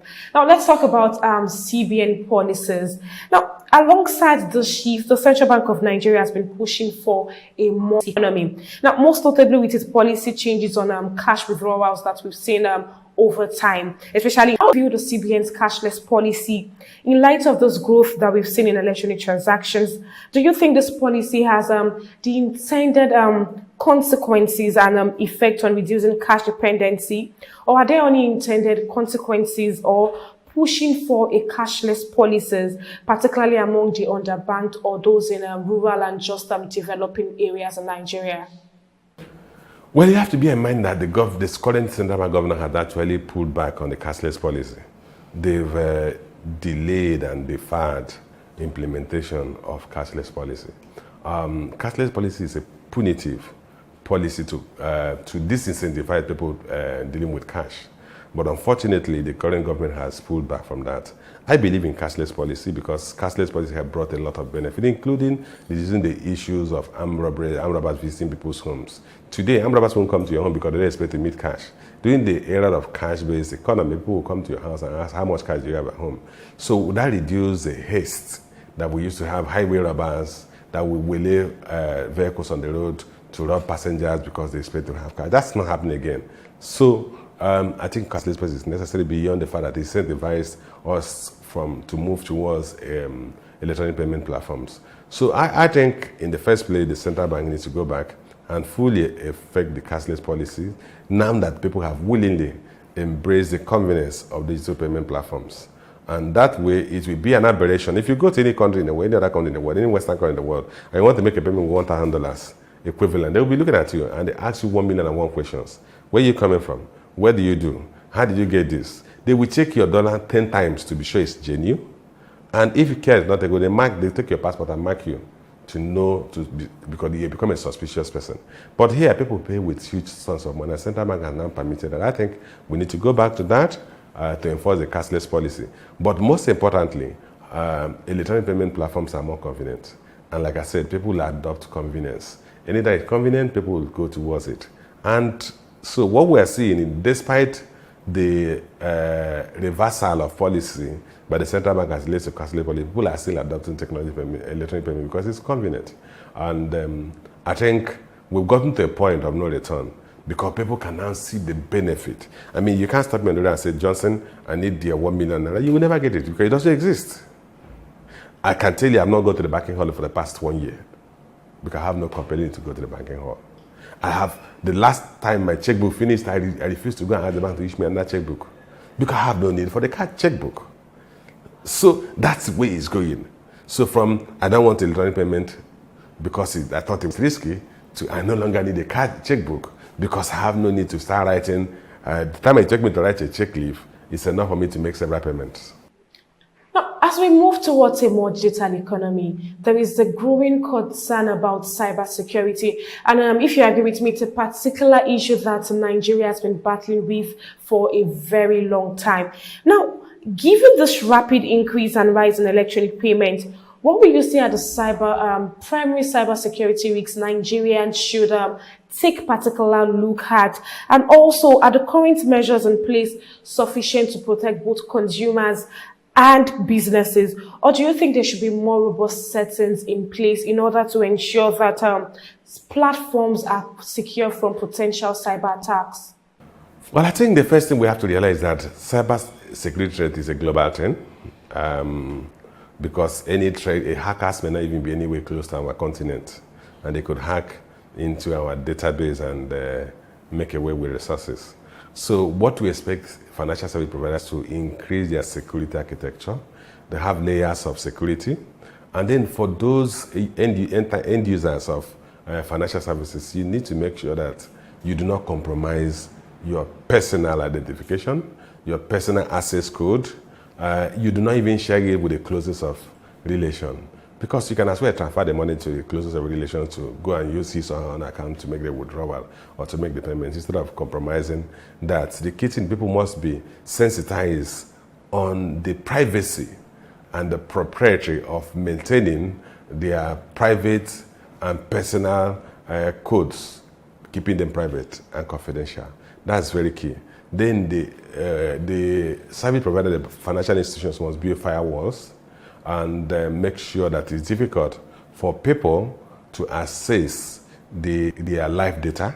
A lot of financial institutions will move data to dummy data so that even if there's an attack, the attacker did not have access to the live data that they could actually spool and mess up those systems. But then beyond that, we also need to ensure that you have layers of approval. If you go to advanced countries where the electronic payment was adopted earlier than we did, then you have instances where if you make payments, because we have to adopt artificial intelligence in the deployment of financial services. Artificial intelligence will imply that if there is a misnomer, a deviation from the norm in your banking practice, the AI will pick it up and flag it and prevent the intruder from doing further harm or damage to you. I give an instance. If, for instance, they know I do not make payment above 100,000, another person they say me make 100,000 twice, they block the account. The AI should be able to say this is not the normal flow of transaction with Johnson, and then with something is wrong. They block the account, and I need to reach out to an individual who will confirm it's my identity and confirm that I'm the one authorizing those payments. That's what happens elsewhere. So we need to imbibe or integrate artificial intelligence in our financial services provision so that they act as additional check and balance to online payments that may deviate from the norm. Well, it's also interesting to note that Nigeria has seen impressive growth in electronic payment, perhaps even outpacing many developed economies. Now, in your view, how does Nigeria's adoption of electronic payments compare globally, especially when we look at transaction volume and public trust in the system? Well, I think one of these we must realize that probably some of the constraints we have today have helped us. Some of the infrastructure constraints we have today have helped us to adopt technological payment platforms. I'll give you an instance. If you have to commute from Ikeja to VI to do a transaction, it could take you 4 hours. Elsewhere in the world, it's maybe about 20-something kilometers. It will take you 20 minutes, 30 minutes. So if you consider the fact that commuting within Nigeria is such a cumbersome and painful process, then you will find another convenient method of making payment. But beyond that, we've seen the central bank initial drive for financial inclusion through cashless policy was very good. It incentivizes that. And they have to look at the demographic of the Nigerian population. A reasonable percentage of Nigerian youths are highly educated, well educated, and they are open, they are quite entrepreneurial, they are quite resourceful. They are not held back by norms of their parents. So they want to explore, and they are willing to adapt. They are early adopters. In fact, they become the apostles of technological adoption. And we've seen a lot of Nigerian entities evolve and develop electronic payment platforms that was easy for Nigerians to adopt, that are largely customized to our cultures and our values and our ways of doing things. So these are factors that have contributed. But in terms of comparing to other countries, particularly in Africa, we have done better. Even in America, our payment platforms are sometimes, in terms of the time of service conclusion, is faster than many even advanced countries. The time it takes you to execute an electronic payment transaction is faster than you have in most other countries. The settlement time in Nigeria is shorter than you have in most other countries, even in more advanced economies. So I think regulation has actually helped shorten the settlement time, and as well as provide tools to people to use. And finally, are there any final thoughts you would like to share about the future of digital transactions in Nigeria? Or what else exactly do you think policymakers and stakeholders, including the Apex Bank, can do to make digital transactions better than it is at the moment in the country? A couple of things. Like I said, the central bank needs to go back and begin to enforce punitive cashless policy that will keep away criminals and corrupt people from the financial system, because they cannot continue to enjoy the benefits of moving their cash around. 2, we need to improve infrastructure. Whatever it needs to be done to incentivize the telco companies to expand their network coverage, to expand the quality of their data service is necessary.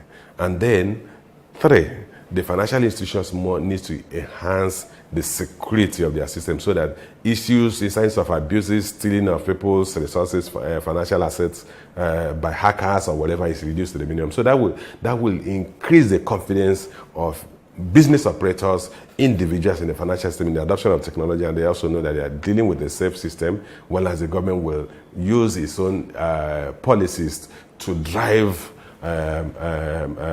attitude and behavior towards the desired objective of financial inclusion through electronic payment platforms.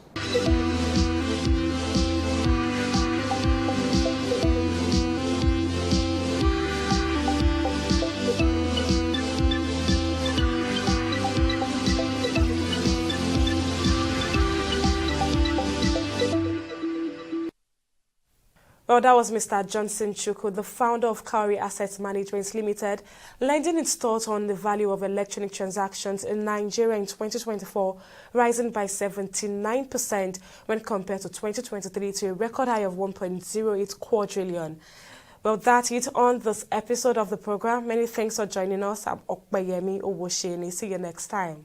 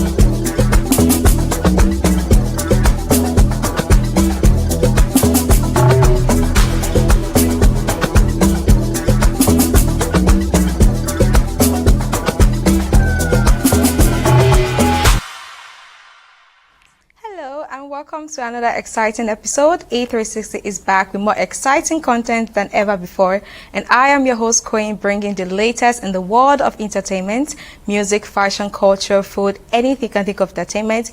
I got you covered. So now, before we go into what we have today, let's take the latest in the world of entertainment. First on the list, we have Charlie Puppy. Charlie Puppy teases new single as he prepares fans for his upcoming album. The artist has actually giving us like one or two hints about his song and everything. And trust me, last time I talked about artists bringing up new song this 2025, likes of Ruga, Olamide, Burna Boy. So everybody is getting ready. Like they promised us that this year is going to be it, and it's actually going to be it. So you guys should actually be alert for all the songs coming up. So next on the list we have Two-Face. Two-Face and Idibia, his wife, have separated, and it's so sad because these people have come a long way, like a long way, a whole long way, and we actually don't know what happened, but we just got the news here, and it's sad. And before this, I think last week they were trolling Annie, like they were dragging her on blogs and everything because she's actually like one of the characters in this rich famous show happening, and they've been dragging her that, oh, she had miscarriage, she had this, she had that. So like it's just coming out on the wrong timing. Like this is a wrong timing for the husband to actually say that, oh, I'm actually not with the wife again. So everyone is just dragging her and everything, and it's really, really, really, really unfair. But let's just say we wish them well regardless. And last on the list we have Mufasa. Mufasa, the Lion King, has bagged 500 million naira in the Nigerian box office. This is just 5 weeks in cinema, and trust me, when Lion King came out at first, everyone's like, oh, Lion King, Lion King, Lion King, Lion King. Now Mufasa, like we're really, really excited about this. And trust me, if you're like this, back then we have this Lion King cartoons, movies and everything, so everyone is excited about it, and they've made a lot of money. In fact, they are one of the movies of 2024 that I would say actually made money. So that's it. We have all on the entertainment. So today we're embarking into Afrobeat adventure. So let's groove to the rhythm and feel the vibes. We'll be right back. Stay with us. Don't go anywhere.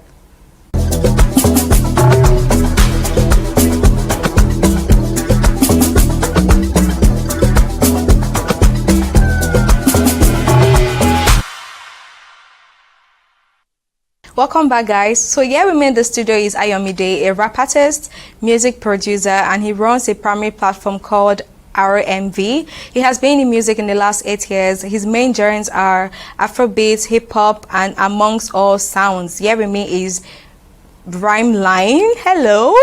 Hi, what's up? I'm good? fine, thank you. Nice to have the show. Yeah, it feels good to be here. To be here, innit? Finally. Yeah. So now, music. Tell me about music and when you started. Music pretty much started from age I can't remember, Okay. because I started as a church drummer. I just realized I was a church drummer, and there's a bit story about that. But then when it really became like the whole hip-hop thing, Yeah. I guess that was like late secondary school, maybe from Okay. like SS2, SS3. So I just used to like write stuff. So I was Down. also a school drummer. Oh, so good. But the whole rap thing came from like just writing out rhymes, and they were really making sense. And Okay. so from there, yeah, I just started writing and writing and writing. Then Did you just say write rhyme lines and everything? Is that where the name came from? Actually, that's That's where the name came from. I mean, that's where it came from, because I used to have another name. So one day I was just reading out my rhymes and lines. Then someone's like, this thing is rhyming. Then another person is like, the lines. So on my way home, it just kept recurring to me. I got the name. Rhyme line. So when I go home that particular day, I just rhyme line. So since then, I just it's amazing. It's tapped into unique the name. here. Yeah, thank you. Oh, okay, now I can see we have RMV on your shirt, like on your neck piece rather. And you said you have a primary platform, so tell us about RMV. Okay, yeah, RMV is a primary platform which is popularly known as a label. Okay. But then I call it a primary platform because a proper label comes with a whole lot of resources. Definitely. But then I still have some minute amount of resources in terms of studios. Okay. And how I can like push my stuffs out there as an independent artist. Okay. So RMV is that umbrella where I push myself. Okay. I've pushed on artists before, a couple of artists, and we've collaborated together. That's good. So R&B came as the idea of, even if you don't have the budget for like a proper label, but we have an umbrella that's push you. That's keeping things rolling. So we rise by lifting others. Yeah, we can all rise We together. can oh, good. So now you talked about you starting music like since you were little and playing drums in church and everything. So now how's the journey been from when you were small to now? It's been a roller coaster. Roller coaster, it is. It's Okay. been good, bad, and crazy. All right. But then, yeah, and it's been adventurous, if I'm going to pick a word. Oh. Yeah, it's been adventurous, but then, you know, it's just in there, and it's there, and it just comes up to just keep doing it, and that's why I'm still here. Okay, so now we heard that you're a rap artist. We know you're a rap artist and a music producer. So now how do you combine that together?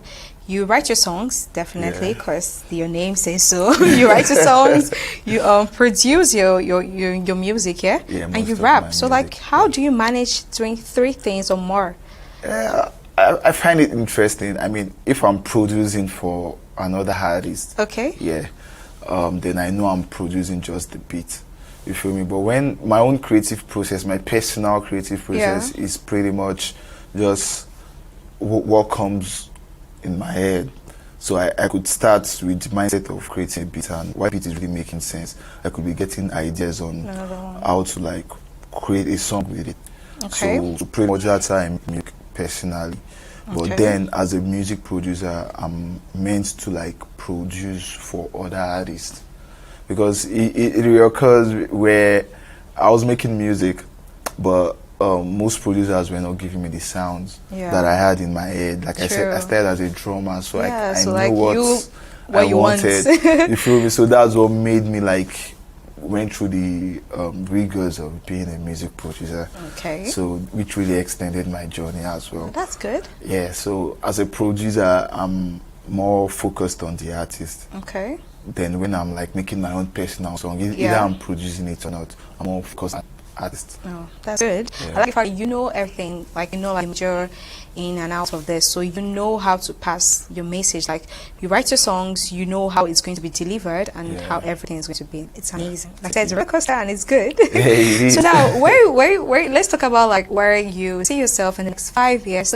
Like you have a prime platform, RMB. So where towards? Like what's your dream? Yeah, my dream is to definitely create amazing music. Okay. Music that will proceed, and my dream is to, of course, have like more recognitions, international and local recognitions, and of course my platform.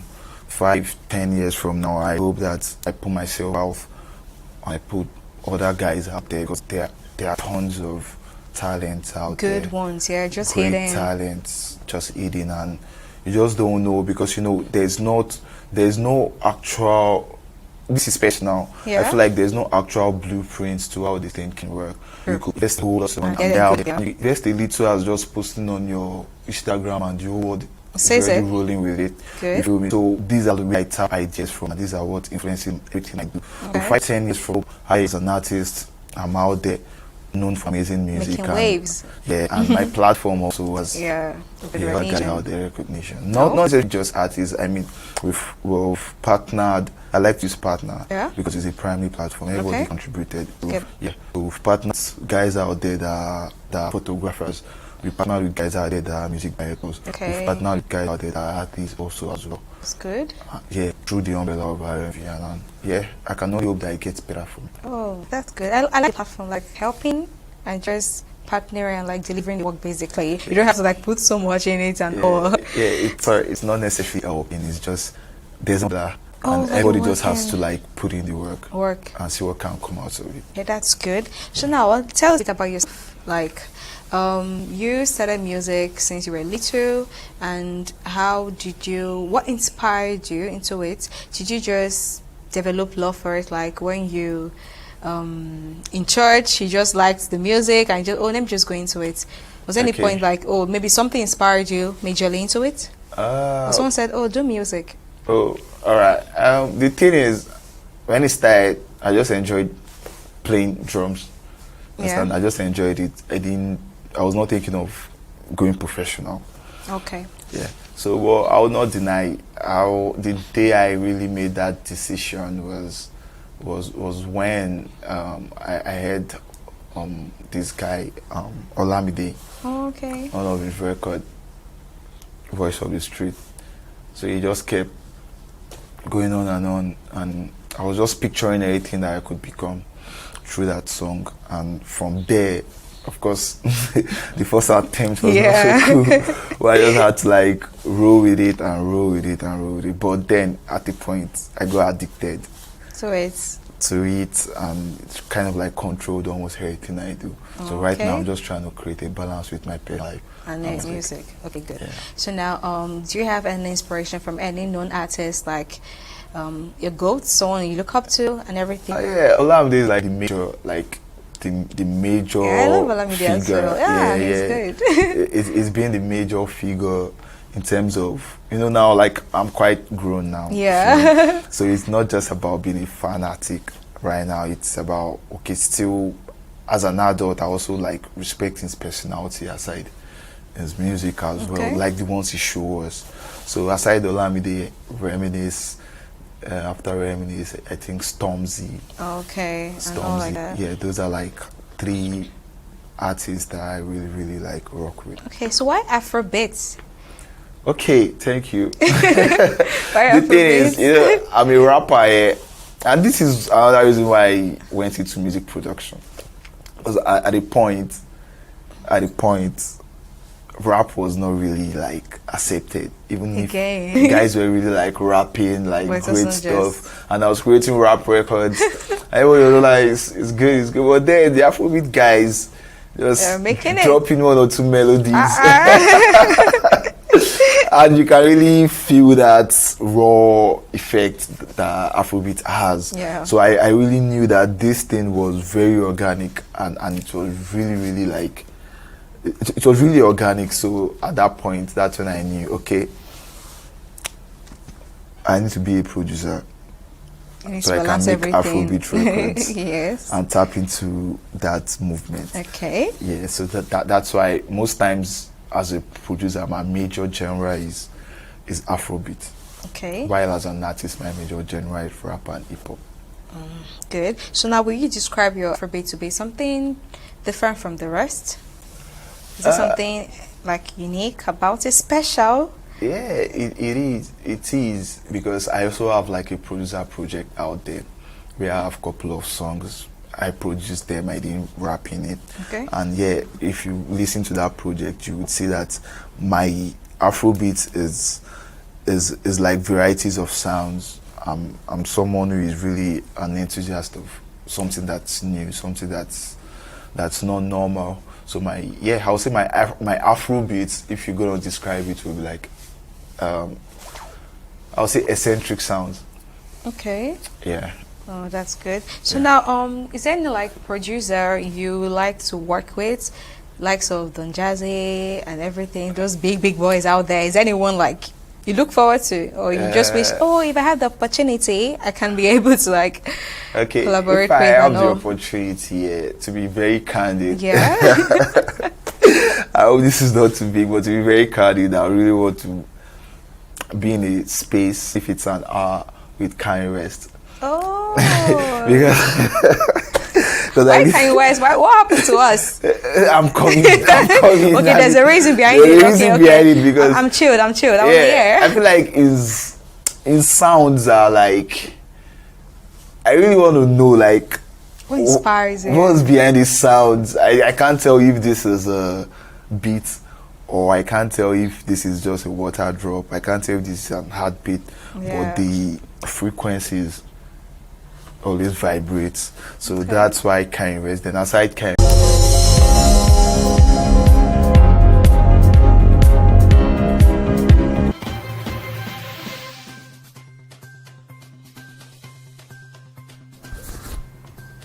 Many thanks for joining us again on the newsroom. I am Joy Uchejim, and these are the headlines we're tracking at the moment. The Economic and Financial Crimes Commission, EFCC, has called its first witness in the case of alleged cybercrime against some 193 foreign nationals and 599 Nigerians arrested in a surprise operation at their hideout in Big Leaf Building in Lagos.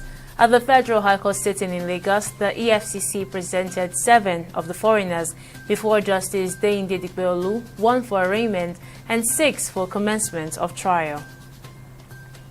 And the National Union of Electricity Employees of Kaduna Electricity Distribution Company branch has suspended its indefinite strike that led to a prolonged power outage in Kaduna, Zamfara, Sokoto, and Kebbi states. The suspension of the 5-day strike followed the intervention of Governor Uba, who held a meeting with the management of Kaduna Electric and the labor union at the Kaduna State Government House on Friday night. And the Lagos State Government has signed a memorandum of understanding with construction company Summer Group for the development and construction of an international airport around the Lekki-Ekpe axis. This was disclosed by the state governor Babajide Sanwo-Olu in a statement on his X handle on Saturday. Governor Sanwo-Olu said the Lekki-Ekpe International Airport will facilitate travel and create new opportunities for businesses and residents throughout the state. And the European Union on Saturday says it's complementing the efforts of the Nigerian government to improve and strengthen democracy across the country by supporting programs that build the capacity of young people in politics and governance. Through the support to Demonstrative Governance in Nigeria program, the EU said it funds Yaga Africa's Constituency Office Internship Program. According to the deputy head of the EU delegation to Nigeria and ECOWAS, Timos Virgo, the EU believes that a thriving democracy is built on responsible leadership and active citizen engagement. The Association of Nigeria has added for increase state supply from the average 4,000 megawatts per day. The Director General of MAN, Shegun Ajayi Kadir, said this in his reaction to the proposed increase in electricity tariff. He noted that electricity is a critical input in manufacturing process, saying that it has significant impact on production cost and prices of products. He said that by the ability to meet consumer demand, the country has witnessed a consistent increase in tariff without commensurate and good quality supply. And on the foreign scene, suspected Islamic State in the Sahel province jihadists have reportedly ambushed a supply convoy escorted by the military in Mali, killing at least 40 civilians. The incident occurred along the Ansongo-Gao axis in northern Mali, where the jihadists also destroyed 5 vehicles. This was disclosed by Zagazola Makama, a counter-insurgency expert focused on the Lake Chad region, in a post on his X handle. And finally, on sports, Pep Guardiola has denied that Manchester City spent big in January in case the club are hit with a transfer embargo for alleged Premier League financial rule breaches. City splashed out around £170 million on Omar Marmoush, Abdulkadir Kusanov, Victor Reis and Nico Gonzalez before Monday's transfer deadlines. They are much-needed reinforcements for a side who are well off of the pace in the Premier League and who just scrapped into the Champions League playoffs. And those are the major stories from our newsroom at the moment. We'll bring you more updates at 5 p.m.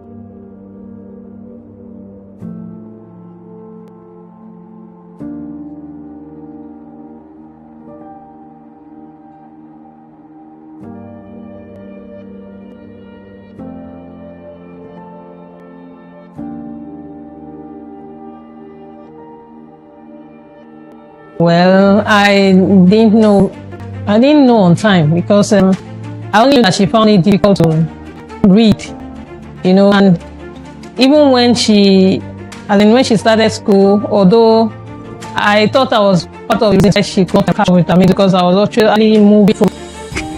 I move around a lot. So when I moved, she had to change school. So I was thinking that maybe that was the problem. Then I actually found out even when I got her good teachers, the normal set of school teachers, I found out that she still finds it difficult. She's actually brilliant, very, very brilliant. But when it comes to book, she finds it difficult to read. My name is Mrs. Uchenna Ahanotu, the director of Nene Special Education Center. I'm an educational psychologist, currently pursuing my doctorate degree in educational psychology from Imo State University. My dream had been always to help students to excel in their academics. So my dream had always been for gifted students. But then I now started coming across children with learning disabilities, and I found that they were not getting the support they need. So I was helping them in my little way, one-on-one, until it now came to my doorpost. I got reports from the school that my daughter would be repeating class, primary 1. I was like, why? And they said she's not meeting up. This is a girl that is normally intelligent. You know she knows everything, but they said she couldn't read.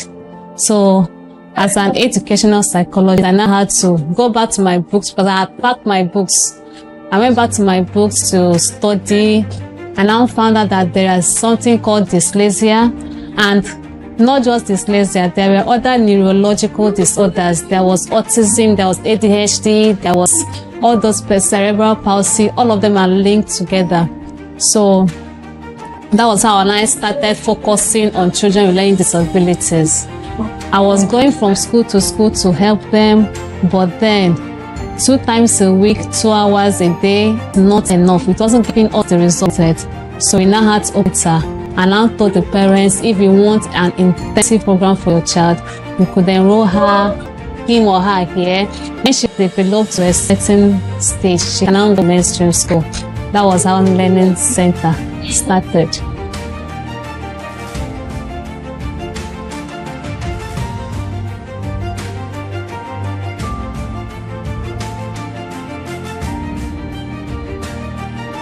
High five. A sound. B sound. C sound.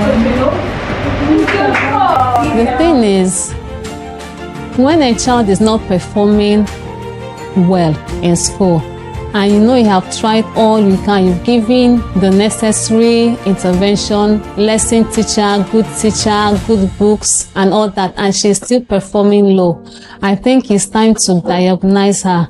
As a psychologist, we diagnose, when a child comes to our center, we diagnose the child first to know the specific area of challenge. And that's why we're able to now diagnose, say this is dyslexia, this is dyscalculia, this is ADHD, this is autism. It can become comorbid with speech delay, whatever it is. So diagnosis is what we do first. When we diagnose, we can now draw up an education plan for the child. All our children have their own education plan because a child with dyslexia is not at the same pace with another child with dyslexia. So we do one-on-one therapy, we do one-on-one teaching for them, meeting them at their various points of need, and then they come up. So that's basically the strategy, identifying the specific disadvantage and then tackling it individually, not a class. My staff and I, we go for professional training. We go for courses mainly online. Okay, this is actually a timer. This is a timer we use for their section. So each section for a child, because of children with autism, most time they are diagnosed with ADHD, that's attention deficit hyperactive disorder. So it's difficult for them to teach them in normal class and take a long time then. So we time our sections with them. For each section for a child, we have 15 minutes. So I put on my timer for 15 minutes. So I know that At the end of 15 minutes, the child knows he's done. You see them standing up sometimes because they're like, just want to get up and leave. So it helps us to time them and get the best results. Challenges. Sometimes I want them to like try something. No, other child you can easily pick up, but you have to keep consistently going over it day by day and all, and it's like same as if you're not getting a result. Or when you're trying to keep kids with ADHD, getting them to sit still while you're teaching them, it's kind of can be very, very tasking. And also sometimes they just don't want to learn. It's sometimes like that. She has improved a lot compared to what she was then, because she was having low self-esteem, and then, but here they kind of, brought our confidence up. Our confidence level is a lot high, and even if you are not careful, you won't even know that she has that on again. So I'm actually happy with my experience with Nene Special Center. Well, it's been quite engaging. It's been good. It's been a lovely experience. Jaden, my son, couldn't do some things not until he started with the speech school. He couldn't feed himself. He couldn't identify letters. He couldn't identify. His hearing was perfectly well, and he hears very, very well. But he couldn't identify some things. But right now, he can identify, he can make sounds, and the rest of them. So I'm impressed. Before, she won't even try to pronounce, and the word is deep, to just adjust it to the next word. But now she's trying to, and then she has improved in her reading. She has improved in her self-esteem. I don't know, psychologically she has improved.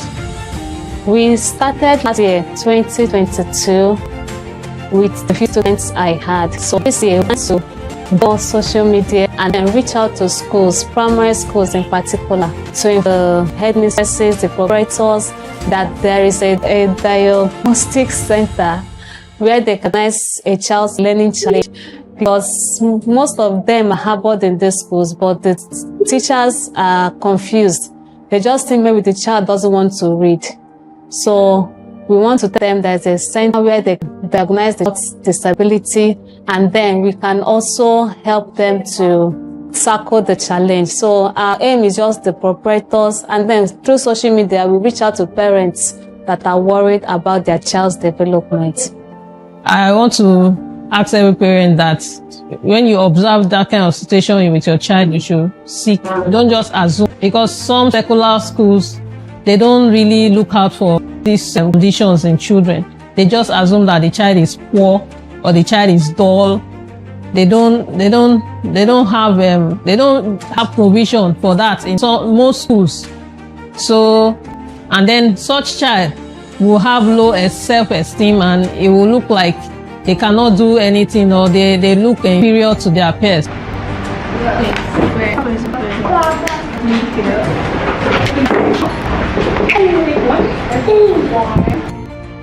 As I said, we started exactly May last year. So this is just 1 year, and we have had a total of 12 kids, about 13 kids, and some are still on now. Well, I must say it has been an amazing one. It has really been amazing. I get to meet wonderful kids every day. Yes, I see them and I'm like, God, these kids are just wonderful, because the world might not see them in that way. Seeing them every day has been like a blessing to me. Being able to interact with kids, it has been great. My advice to parents that they should find out and keep a close eye on their child. Try to find out about their disabilities earlier in life. Try to reduce the amount of time that we have to them. Early detection matters. If your child is delaying, just come and find out if it's disorder or delay. We will tell you. If it's delay, we'll just tell you to go with time, he will talk. But if it's disorder, you have to start immediately to intervene to the child. Please find a good learning environment for your child. Find a center that understands their challenge, and they'll be able to tackle their challenge with the right resources and with the right frame of mind. It's not a flogging issue. They need all the love and care they can get, and they also need the professional touch to get them out of where they are.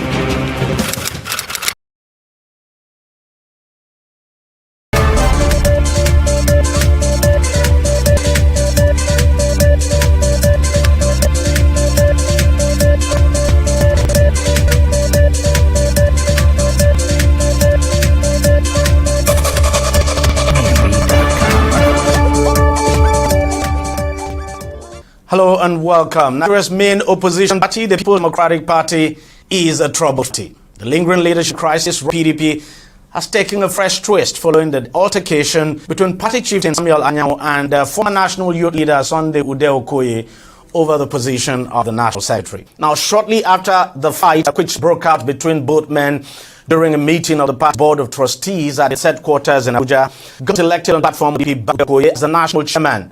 Thereafter, the BOT also affirmed Okoye as the party's secretary, throwing its weight behind the PDP governors and asking the party's National Working Committee to swear him in.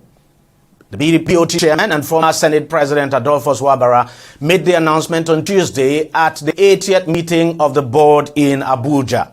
Now, however, Anyanwu has rejected the directive from the BOT for Ude-Okoye to be sworn in, citing an ongoing court case on the matter and the expiration of the tenures of about 80% of the BOT members who attended the meeting.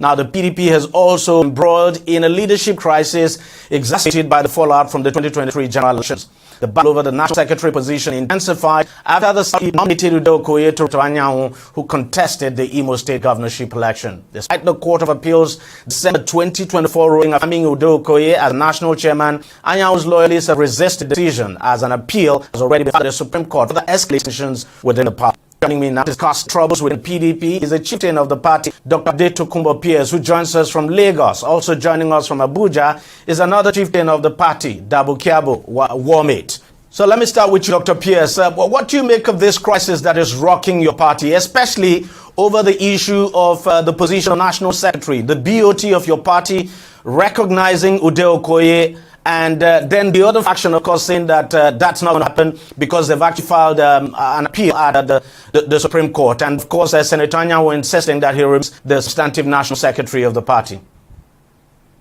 Well, let me say first and foremost, do not continue to use the word crisis for the problems we have in the PDP. But the party. We do. That is what you say. I am telling you as a member of the party, as a major stakeholder in the party, that we are tired of the media crisis. You know why we say this? Okay. When we have a crisis, the people, Nigerians, begin to suspect that we are not ready to provide proper solutions, alternatives to the destructive, the unheard of failure of this Tinubu administration. But the problem is, if you continue to have problems like this in your party, how then would you be able to come up with that alternative? The PDP has everything it takes to win in 2027 because the PDP is a formidable party. The PDP is alive, well, the PDP is stable. Now, let me tell you why. When you say the PDP is stable, we see also on daily basis high members are leaving the party. How would you say the party is stable? The first problem you talk about, the crisis, what you call the crisis is what in national security. Let me give you a clear perspective of what is happening with the national secretary of a party. Whenever a member, an officer of the party, goes away from his responsibility, leaves his office, as Anyanwu did in 2023 to go and contest for governor in Imo State. By the constitution of the party, you resign your position if you are going to go apply for another position. Anyanwu resigned his position accordingly. He went to Imo State and he failed in his bid. He came back. He wanted his job back. The zone where he comes from, the southeastern zone, the members and the leadership met and said, we have replaced you with Chief Sunday Ude Okoye. Why? Because there cannot be a vacancy for the position of National Secretary that has been zoned to our Southeast zone. That is what happened. So when Anyanwu came back, found that his zone had replaced him. Now listen to what I'm saying. Yes, I am. All these things are legal. These things are legal and technical. They're out there in the public and anyway. Clear. Now, when he came back and he found that his zone has replaced him, he went to court. When he got to court, Enugu court said he appealed the position that has been removed. And Enugu court said, you are legally removed. You are no longer the National Secretary of the PDP. Ude Okoye is the legal and obvious National Secretary of the PDP because your zone has replaced you. You are not bigger than the party. You are not bigger than your zone. You are only an instrument that was used by the people of your zone to give you an office. Now they say they don't want you anymore. The law has said you have been removed. Now, listen to this. The major organs of the PDP, what is the party, if not the organs of the party? The Board of Trustees have said, and let me tell you what happened with the Board of Trustees, just to show you how much the party has bent over backward to satisfy Anyanwu. Listen to what happened. The fracas you saw last week at the national headquarters of PP, was because when the BOT met, Anyanwu, who was supposed to be background, decided to attend the meeting in his capacity as former secretary. He shouldn't have been there because Ude Okoye was going to be there. Okay. And the two of them got there. Listen to this. The BOT now said, since there seems to be a problem, we've already decided that you are no longer the National Secretary, but since you insist, this is what we're going to do. The BOT now appointed a committee led by a lawyer, a barrister, a son, to look into the issue and give them a report. When the son gave them the report said Ude Okoye is technically and legally, officially, the National Secretary of the party, and Anyanwu is a former secretary and he has no claim. This is the report that the BOT got and then announced. You understand me? What is the problem? You people keep saying crisis and crisis. But just hold on, Dr. P. I'm going to come back to you. Let me go to Mr. Womit in Abuja, because the truth is, beyond the issue of the national secretary, there are other problems in the party, and we can't deny the fact that the other problems. We can't deny that the party is divided, and we see that. Let us take. Are you holding? No, I'm not. I'm not holding brief for. Let's take the issue one. Finish. Hold on. Let's talk about it. Don't tell me there are many issues. Hold on, Dr. Pierce. I'm going to come back. I'm going to come back to you, Dr. Pierce. But let me go over to Mr. Womit now. Mr. Womit, what do you think of all of you, Dr. Pierce, and the issues that is up for and all of Thank you very much for having me. And Let me say that in PDP today is what I call interest wrangling. And having said that, let me correct impression that who is the former secretary of our great party. That is very wrong. I'll state why.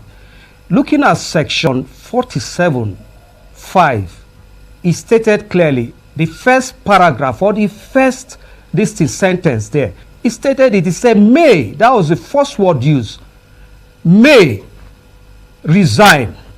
And we've had situation whereby the present Deputy National Publicity Secretary went to contest as, Governor of Kebbi State, lost the primaries, came back. The former National Treasurer in Ekiti State did same. So that said may is at the discretion of the person. It is not shall. Let me correct that. The second that said shall is talking about duration. If you are willing to resign, then you can resign based on the guideline that is given you relating to the regarding particular election you're contesting. That is what election is talking about. And Ayawu did not resign. That is the truth. He did not resign his position. And coming to the court statement, the first court of instance, which is the High Court, got a good judgment in his favor. Ayawu got judgment at the Federal High Court in his favor. They went to court to get a judgment in his favor. Then Ayawu swiftly got filed for a stay of execution in one hand, and in the second hand now appeal the appeal court judgment at the Supreme Court. Now, if say stay of execution, I want to tell you and take you back to 2003.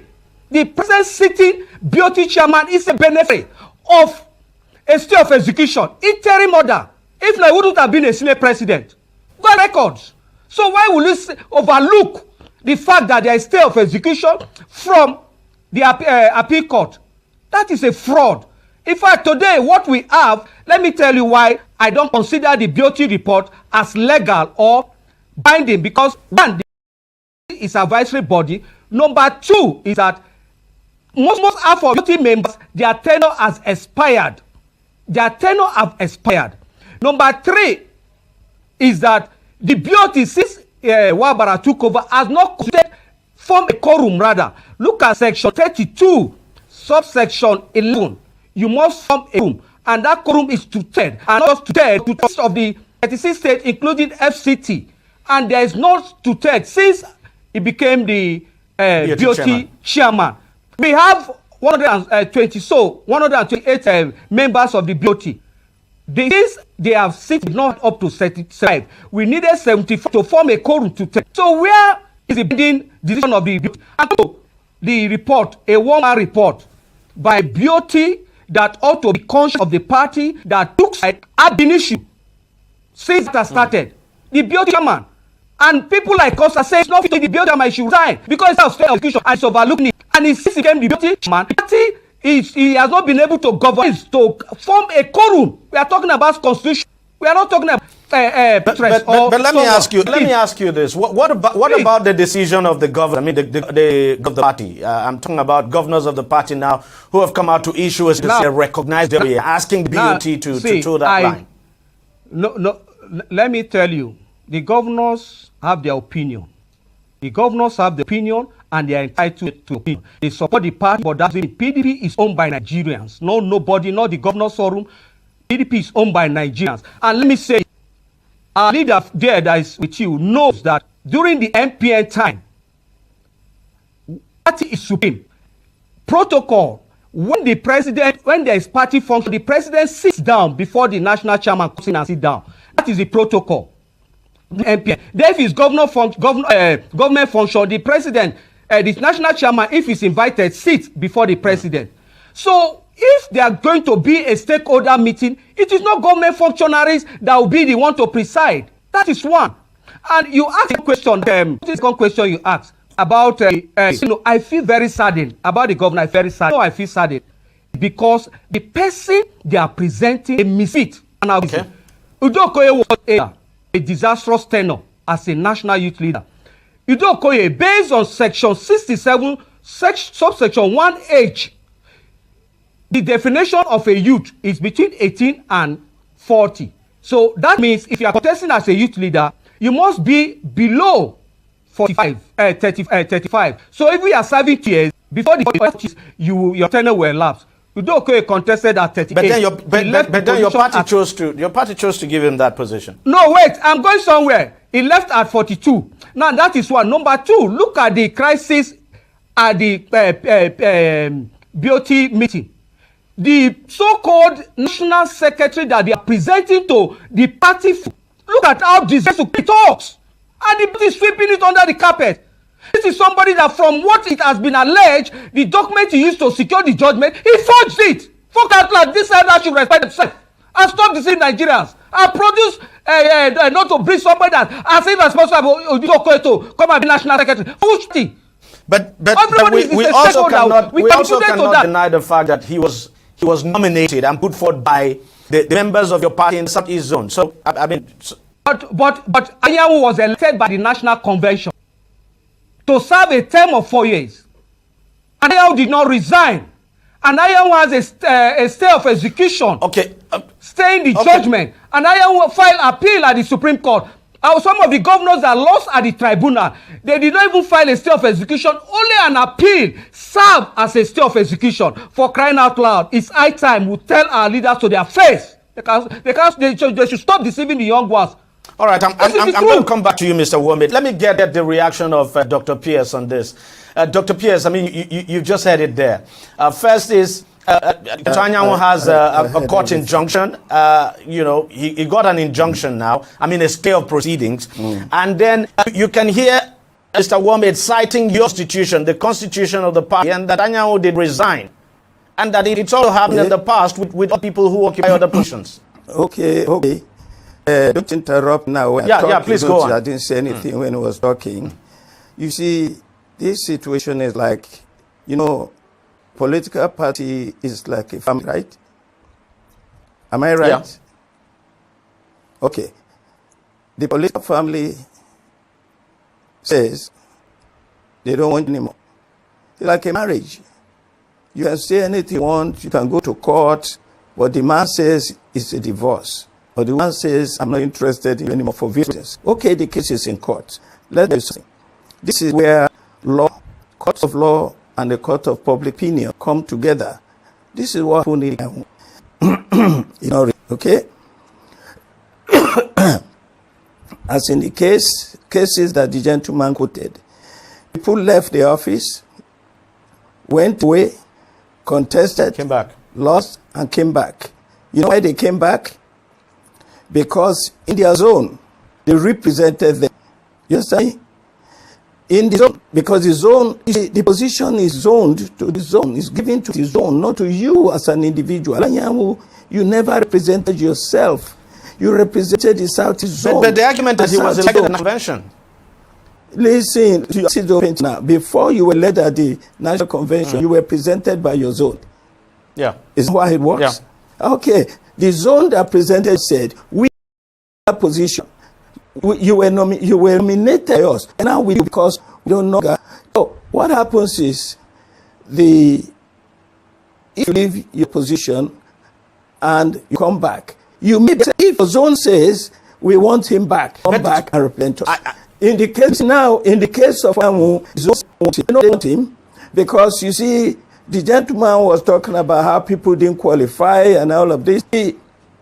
Everything depends on the opinion of the people who determine your position. But shouldn't the constitution of the count? Shouldn't the what exactly is? Should it be because? Should it be at the whims of the zone or the constitution of the party? No. What's the constitution? The constitution says that your zone will respond you or reject you. Now, when the zone rejected Anyanwu said they don't want him, it's because when Anyanwu, listen to this now, when Anyanwu went to contest for governor, we were amazed at what happened. Virtually everybody in the state ESCO left the party because of Anyanwu. It created such chaos that now our Imo State PDP is so weakened. So they don't want it, that bottom line. Whether it's good or bad, I don't know. Okay. What happens is, listen, so that issue about people come back, they come back because they have the goodwill of the who nominated them in the first place. Ayamu doesn't have the goodwill of his own. Therefore, he has been removed. Another issue, listen, let us say Ayamu legally, by the constitution even of the party, is entitled to be the national secretary again after he left office. Now, listen to this, and this is my final summary. Your Zundanu said they don't want you. The other organs of party, the National Governors Forum, say they don't want you. The Board of Trustees say they don't want you. 14 of the 17 members of the National Working Committee say they don't want you. What are you looking for? I can guarantee you. The reason I came to talk about just so that we have an opinion and alternative, Ayamu can do whatever he wants at the end of the day, especially when we go to the NEC meeting or the National Convention. Ayamu's time is nearly over. I think it's over this October. I mean, the man is just there to cause confusion in the PDP. He is working closely with Governor, FCT Minister, we stabilize PDP. The only reason why Ayamu continues to claim that he is the national secretary of the party is to do the bidding of Tinubu, who wants to destroy PDP. It's not going to work. Okay. No matter what it is, if every organ in the team say they don't want you, they don't want you. You got to go. Let me give Mr. Let me respond to some of those issues you have raised. Mr. Morwait, you heard Dr. Pierce. He said, yes, you know, the zone where Senator Anyanwu comes from, that the zone doesn't want him anymore, that the other people that you cited who returned, that enjoyed goodwill of their zone, and so they were able to come back. So it really doesn't really matter what the Constitution says. It's really about your zone. That is so disappointing, because in every organization, the ground norm of every organization is the Constitution. That is number one. Number two is that when a position is to an area, everybody is entitled to contest, whoever that's emerged from the position. Number three is that there is no section in our Constitution that gives any region or zone the power to remove or replace anybody. I'm using the Constitution. I'm not using anything. I'm not using opinion. I'm not using sentiment. I'm using the Constitution that governs the people democracy. I believe that the present BOT as constituted is not the conscience of the party. And people like Alex Ekweme, people like Solomon La in their graves will be rolling. See that the BOT has failed its responsibility to enshrine peace. So what is the issue? If I am a town friend of local government chairman, what is the crime about that? Where is the evidence to show that Wike is what this PDP? They carry narratives. Where is the proof? Are these leaders? They should prove, not just carry narrative without proofs or create narratives. Show us that we get to destroy PDP and see what will happen. But you don't have any. No, I'm coming, please. I'm coming, please. And that's the issue. The thing I want to let you know is that what about the zone that sat at the PDP secretariat? I made reference to my initial statement that the party to pray. If you want to be a governor and a senator, be a governor and a senator. If you want to be a party member, come and be a party member. You cannot be a governor and a senator and say you want to be a party member. Look at the Southeast ESCO caucus that at the PD National Secretariat. It means that those are the executives from ESCOs to national executive. The one that the governors and the only governor are from the Southeast, this thing, some lousy boy, Ochere, to find out. See who came to their faces the truth. There's no zone that came out and said, I don't want to be there. What one? Just oppose it to and come your own position. So for the position is solidly behind Ayamu continue staying there. One, by the state position, as we speak today, is the constitutionally and legally recognized national legal advisor. The BOT has a role of advisory to advise NWP. And in this instance, I've given you most of them are their term expired. So as it is, we don't have a properly constituted BOT. In addition to that, since they made a quorum, all they are doing is just a constellation and nothing more. So that is the position. All right. We have to wrap up now. Dr. Pierce, I want to ask you one pointed question. Don't you think that the troubles with the party, the PDP today, is of the action of the former vice president of the country, that's Atiku Abubakar? Because the general impression is that he plans, and he's made it very clear, that he plans to contest in 2027. So don't you think if he comes out today to make the announcement that he's not going to run and make clear he's not interested, and the tensions and the PDP will die down? what has Atiku's ambition in 2027 got to do with the problem of national secretary? Look, let's face it, this is not just about the national secretary position. We know there are troubles within the PDP. What is the problem? What are the problems? No, I mean, look at your party in the Niger Delta, for instance. Take a look at what is happening in Delta State, for instance. You take a look at what is happening out. Your senators, your House of Reps are leaving the party. There are quite a number of people who are leaving, and you can't deny the fact that the party is divided. Even the governors are not united. The governors are united. Every time they meet, the governors speak with one voice. In any political party, whenever you are in opposition, whenever you've lost an election, a lot of people get worried, become insecure. Some of them are pressured. Some of them are bailed. Some of them go and take money and decide to go to another party. So all of these people leaving the party, some people are coming to PDP from APC and Labour Party, all sorts of things. That's not a problem. Atiku is not a problem of PDP. So, Dr. Pierce, you don't think, do you subscribe to the idea of Atiku contesting in 2027? Listen to me. In 2023, I worked seriously, as you probably remember, for Atiku. Yes. In 2027, I am going to be the national coordinator of Makinde for president if he wants to run. You understand me? But I am not holding brief for Atiku. I'm only saying if Atiku wants to run in 2027, and the constitution allows him, in other words, if we have not zoned, if the party has not zoned the presidency to the south, and Atiku from the north can run legally, why should he not run? It's his democratic right to run. Now, this is where we are. Everything will be settled at National Convention once we elect a substantive national chairman. The national chairman comes from the north. The presidency will come from the south. No, but you know it doesn't play. You know it doesn't play out like. I mean, the current. It didn't play out like that in 2023. Please, let me explain. This is the way it has always played out in PDP. But it didn't play out that way in 2023. It didn't play out that way in 2023. That is exactly what happened in 2023. To be responsible, you went on video, on record, to say that if a northerner emerges as the president, we'll step down. Unfortunately, that's what we have taken this time because we have learned our lesson. All right. Whatever it is we have done, we didn't zone. That's what problem. Dr. Pierce, I'm afraid we're out of time. So let me just get a final word now. If we zone now, everything will be in order. So let me get a final word. We don't have a problem. Yeah, Mr. Womit, what do you think? Do you think that former Vice President Atiku Abubakar, that his ambition is actually the cause of the crisis in PDP, that it would die down the moment he comes out to say he is not going to contest and make it very clear that he is not going to contest in 2023, 2027? Yes, before going to that quickly, is that our leader in Lagos is very correct to say that this thing made people decamping and made PDP not to popular in Imo State again. That is Lagos State, 1999, we've not won the state.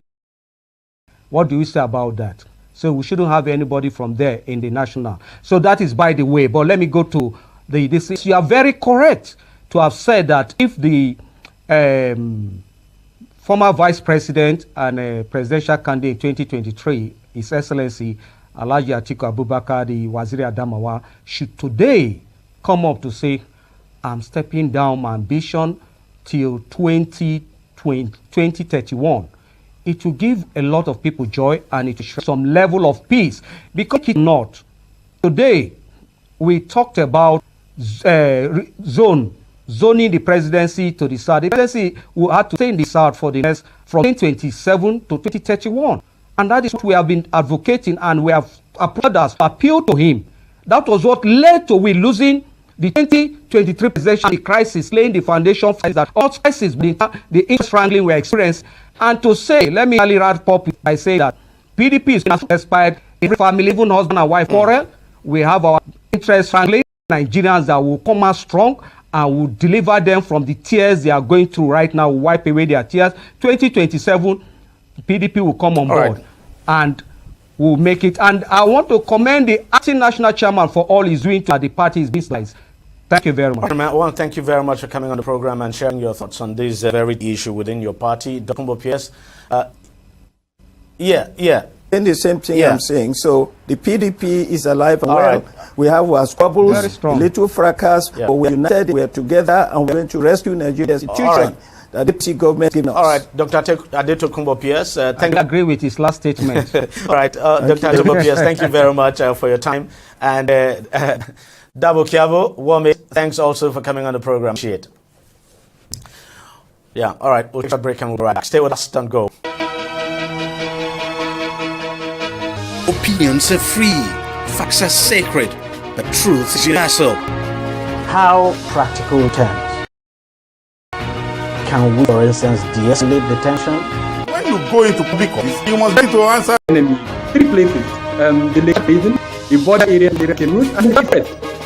On TV360, we give you a complete dose of everything: opinion, facts, and undiluted truth. I hardly believe what politicians say. The new Nigeria is still, the future is possible. To the issues, dissect it so that you can understand it. Use it to take action. I don't think if go any of them look for ranching. DG360, dissecting the issues.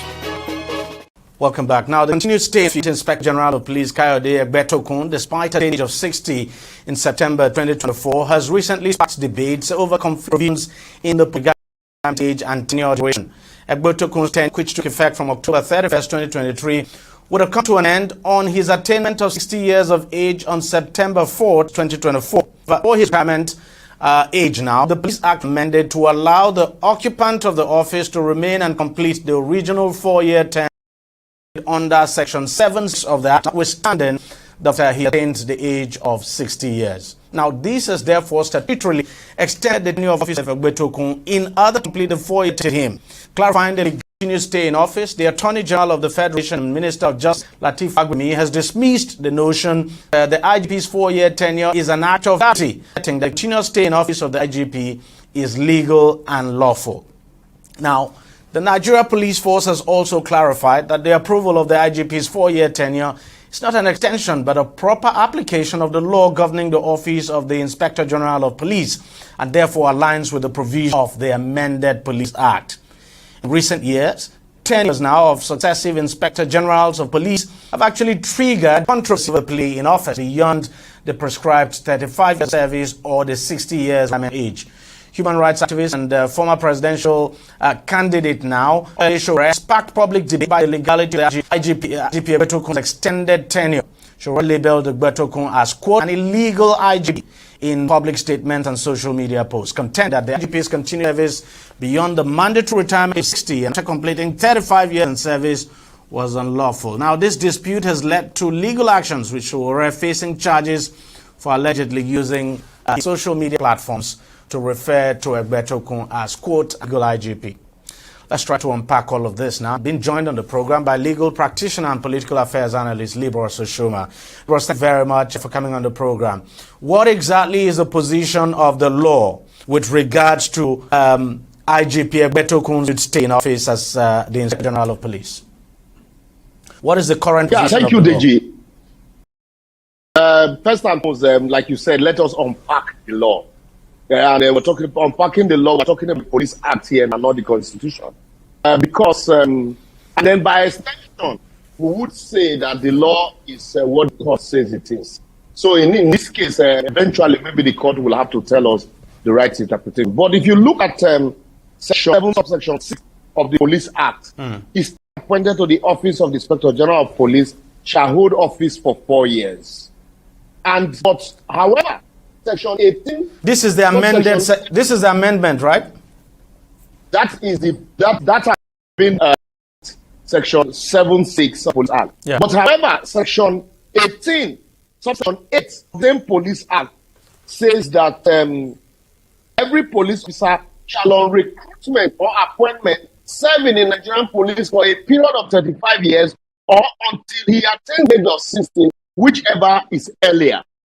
So, however, in July 23rd, 2023, the Police Act was amended by insertion or introduction of section paragraph 8A, paragraph section 8 of section 18 that I just read down. Yeah. Act 8A, if you permit me, gave the IGP a special civil service and enforced section 7C, 76 of the Act. And so what that section simply did was to cloak the IGP with the secure tenure office that any IGP appointed, serve out 4 years, described in section 7, subsection 6, irrespective of his retirement age. That's the new insertion, section 18, subsection 8A. That's the controversial section that's creating all the problems. But what does the Constitution say? No, the issue here is the Constitution. It is the Police Act. The Constitution just provides for, the appointment of administrators. It is the Police Act that spells out how it shall be appointed, the tenure of office, retirement age, and all of that. So, but however, the problem here now is that some lawyers are of the view that since that section 10, subsection 8, paragraph A, did not expressly mention the fact that Egbetoku shall be a beneficiary, and that so to that extent that it is the person that will come up that should benefit that amendment, and not Egbetoku. So what that means really, even if you have 2 days or 1 day to retirement, the moment you are appointed as the Inspector General of Police now, irrespective of your age, irrespective of your tenure of retirement, as spelled out in section 18 subsection 8, by virtue of that amendment, that is section of paragraph A, irrespective of the time you have, you will serve out 4-year tenure. But the question now is whether Egbetoku can benefit from that amendment. His name not presently mentioned in that provision, in that law, or is office of specific mention in that amendment, because actually the amendment was to accommodate Egbetoku's tenure in office. He was to retire in October, and the amendment came in back. So that's where the quagmire. Do you get the impression, and I seem to get the impression that amendment would try to say that somehow that amendment was sort of political, and it was done just to give Egbetoku an opportunity to continue to remain in office, that the president actually wants him to be in office? Yes, what that amendment simply did, okay, yes, that's subsection 8A, it says, any person appointed to the office of General Police remain in office until the end of the term stipulated of appointment in line with the provisions of section 7C of this Act. That amendment, to a very large extent, because the amendment was was passed in the House by the two houses concurrently with supersonic speed, and I think it was done especially to accommodate Egbetoku for the next 4 years. But some lawyers have argued that whether it was done to accommodate Egbetoku, the fact that the amendment did not expressly state that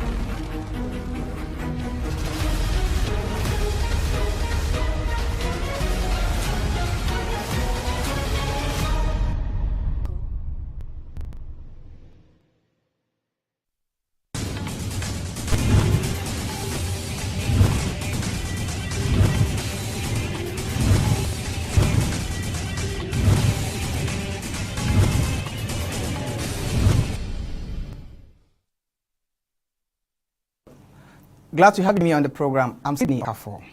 We begin the show from a road infrastructure. The Lagos State Governor Babajide Sanwo-Olu has inaugurated the Abiola Onijemo Link Road and a bridge in Ifako Ijaya local government area of Lagos State. During the jet in Ifako Ijaya, Governor Sanwo-Olu says completion of the road infrastructure taxpayers' funds are being used effectively across the state and the community will be excluded from the developmental agenda for Lagos State.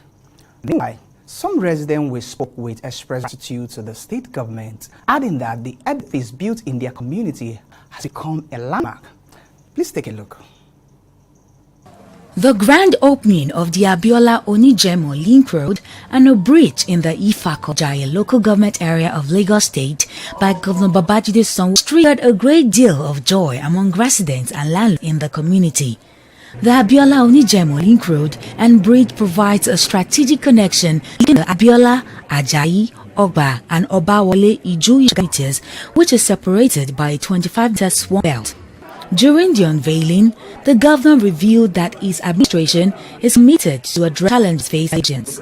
I stand here this afternoon truly a proud man because this marks a significant milestone in our collective need to build sustainable community. We're doing what we call improved connectivity and we're enhancing the quality of life of our citizens.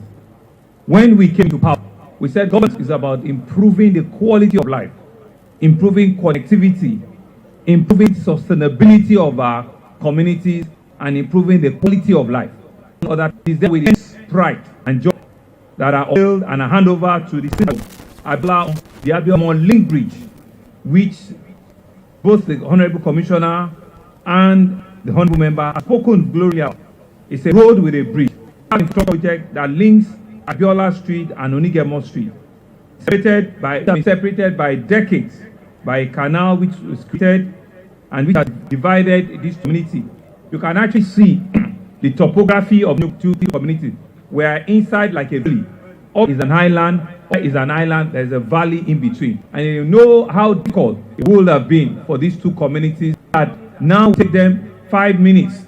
Hitherto used to take them 1 hour, 45 minutes. Connect these two communities is purposeful governance. This is promise kept, promise made, and promise kept.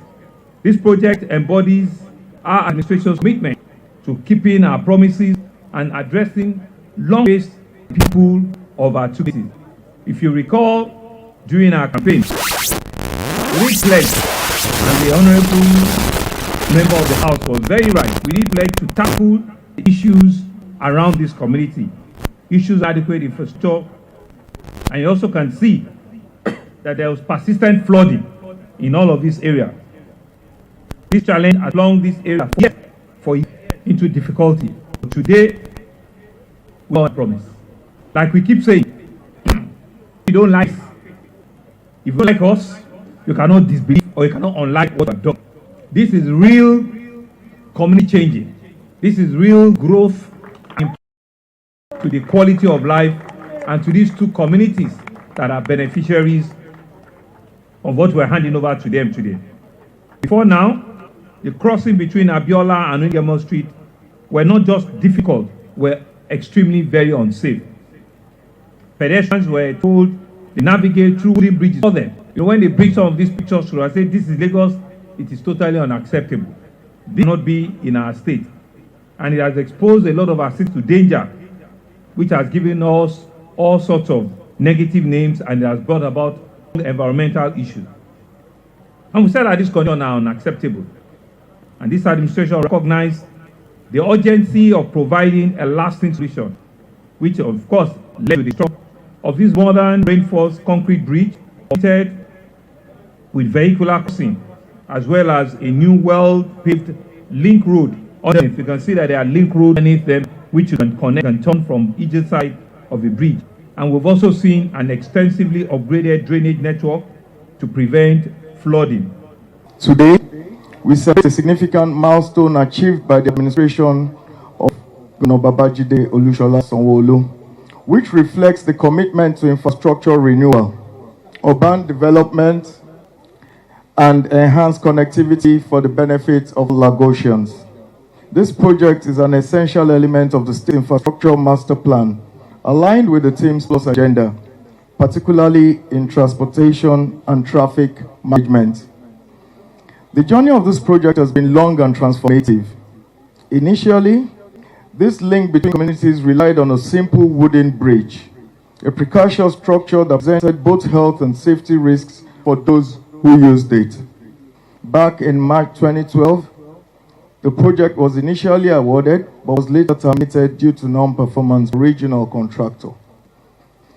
However, in May 2022, under the visionary leadership of the Governor and Mr. Deputy Governor, the project was re-awarded, demonstrating this administration's commitment ensuring that no project is abandoned.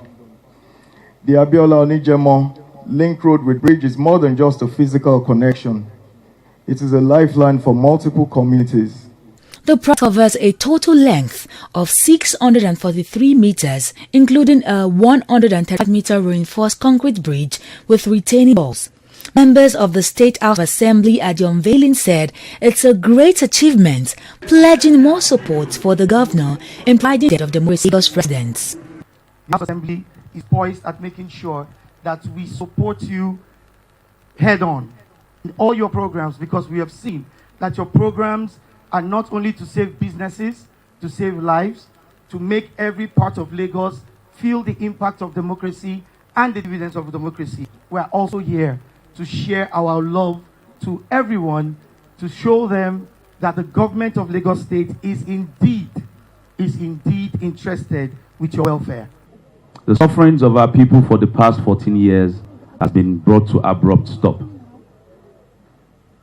I welcome you to the new Ikoyi of Lagos State, Ifako-Ijaye, the fastest developing local government in Nigeria. Mr. Governor, I'm only here to thank you for the hard times I've given you, the tough times I've given you. I thank you and I say I am sorry. And I will not stop until we turn Ifako-Ijaye to Victoria Island. This project, alongside numerous others, underscores your administration at commitment to inclusive governance and equitable distribution of developmental projects across Lagos State. Significance of the Abiola Onijemo Link Road with Bridge. The Abiola Onijemo Link Road with Bridge is yet another transformational project under your administration. This landmark project has opened access to major communities while linking Ifako-Ijaye with other areas in Ojodu LCDA. It will also bridge the gap between isolated neighborhoods and alleviate traffic congestion and improve accessibility. The infrastructure was designed with a theme of carriageways alongside slip roads, walkways and solar-powered street lighting tailored to meet the needs of the people residing in the community. Before now, crossing between the Abiola and Onijemo streets was both difficult, but now residents are grateful the governor noted that the nightmare of connecting Abiola has been resolved. The place was an errand before when I stayed there. They never developed like now, to say the fact. It's just like new site that time. I left there around 2004. When I lived there, I have him there. They call him Baba Junior. Sometimes I visit him now, I see the way Obawole is. To say the fact, fellows. Obawole develop. They try to develop, but still yet, understand me, what to do in everywhere, not in only Obawole. There are a lot of women that will come to the area because they are fine now. Many people will like to come and invest, just selling, doing things here, you understand? So whatever that is not good, if government do it, they know themselves that good things come here. Lagos State is wide, and the only thing about the government is fine, but the only thing I see is that to maintain things, truly they can do it. If you can go further now to GRA Ikeja, you can see they have a good look in the road-wise development. You can see how they develop the place. But the only thing is that when it's getting bad, we are going to maintain it. Maintenance culture, we don't have it. That's it. And then the only thing that I want to know is that I'm talking about the maintenance. They have to based on that maintenance, because when you do something you don't maintain it. Look at the equipment you are using. If you don't maintain it, you will not be able to use them.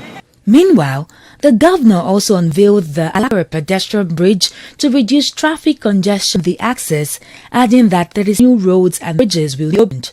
Sanwo-Olu called on residents, particularly the people of Abiola and Onijemo Street, to take ownership of the infrastructure built by the state government. Welcome back. Lagos residents are seeing the essence of tax payments. Now, this story is about complaints and at the same time pleading of landlords of Ijoyeje and Olabisi Omola Street under the Itire Ikati LCDA in Surrey, who have called on the state government over the abandoned rehabilitation of their inner roads. Last February 22, according to them, the project was supposed to start and finish within 12 months. Since the project began, some of the inner road has been done, but don't understand what others left undone. This has made residents to reroute whenever they are going out of the community. Meanwhile, let's take a listen to what they say. This deplorable road that is covered in a pile of sand that has now become a structural mortuary and residents residing in the area was not done deliberately. Rather, it was a result of an abandoned road rehabilitation project residents of Olabisi Omolaja and Ijiko Street under Itire Ikate LCDA that was designed to be completed in 12 months. Now, the project is running in 3 years without completion, that is since 2022. It's a nightmare for the residents and businesses in the area. I've been here since 2016. So, government trying to consider the road. Sometimes they will come and will not see them. Unfortunately, on 2022, that should be February, they now came their everything and their instruments. That shows that there is improvement of what they have been trying to do since. So since then, the road have been going on construction. There's a lot of delay. I don't know, is it from the government who give to the construction or from the construction company? But all I know is that there's a lot of delay. The work is not going faster as people expect. That maybe before by now, places have been so tied up so that people will more. It's not encouraging because within 1 month, 1 year, like I said, it will work out. But for 2 years, going to 3 years running now, the pace is so slow. The pace of work there is so slow. They come about 3 months. Let's not see anything happening, and it has not been easy. Ijiko Olaja will be on the road, access road to so many. To go out, we keep going around to access or to go out of this place, which is really encouraging now. So we wish that the pace of work be increased. It's really affecting everybody as a whole, as residential as a. Because one, when they know they are not ready to do this street, I don't think it's okay for them to just break all the gutters like this, because it's not okay at all. It's really affecting me. Even with my business, it's affecting me. Because people are sitting on top of the gutter, which is not right. So then they did meeting with, as if the following week or the following month they are coming. That's what they said, that they are coming the following month, that they will start doing the streets, which we all are done, but not knowing that all they all say is just lies. So we are just appealing to, they should please, they should come, start what they started.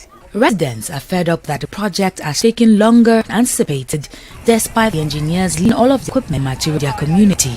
Actually, the road Ijiko Street and Omolaja Street, which we are at the house here, has been under construction since 2022 February, and I was told, or we are told, that it's going to be of 1 year, but up to now it's almost 3 years, and it's like a kind of locomotive slow system that is being operated. So I believe, like we have told them, up to now they're supposed to have finished Ijiko now. Then maybe by next year, I'm back on Omolaja Street to finish the half of the Omolaja Street.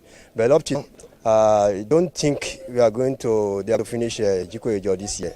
And it's a very disturbing issue because this is a state farm, and I've talked to the facilitator of this in the House of Assembly, Lagos State, Honorable Shangudara. She sent someone, one of the constituency manager of her, sent down here, Honorable Awo Yellow or something. So they were here, we discussed. And up to now, although we only saw improvement, we need the completion of this road. Because the laudable program which the government has embarked, and we believe in the government of the state government of Sanwo-Olu, but the last attitude of the project is what is another thing. Because we have seen a lot of roads that have been done, even within us, with the environs. Under less than 1 year, they finish it. Look at Ogunsami just barely 1 year, they are finished. The street there, Okunla and Sanusi, just less than 1 year, it has completed it. And you have a lot of things in here.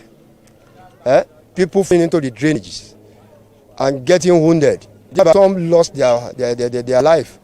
And it's a pity we have such at this era. And I believe the government is a listening government, and I believe they should do something concerning this. They should do something so that the road will be facilitated. At first, when the project was, launched, we were happy to see that at least our community is to be part of the developing community.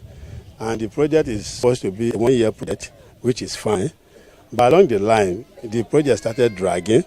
And when we saw that this project that's supposed to be a project, it has extended more than 1 year, 1 to 2 years. So we thought within our should do something about it. So immediately we call on our representative, House of Assembly, Honorable Budala, and eventually he sent one of his, I think PA or something, in person of Honorable Awuyelu. We went around the entire street, Omolaja, Jichikwejo, and on getting to the end of the street, we made him to understand that there are some things we like, they are doing it. We complained to him, and he said, in fact, we took pictures and even gave to him. So eventually he said he will relate our message to the Honorable House of Assembly. I think, but eventually, though we have seen him after that time, ask what is to our complaint and what are you doing? He said he has related the complaint and our demand to the House Assembly actually to faster than how it has been going on. So since then we have met several fora to discuss about this project. All they kept telling us is they are on top of the matter up till now. But since the representative sent a person come, since then we've not seen anybody again. Despite that we complained, and though they are telling the patient, they are working on it also. Then when you talk about the strategy, it is a very strategic road. Like you say, you can move, there is going to Aguda.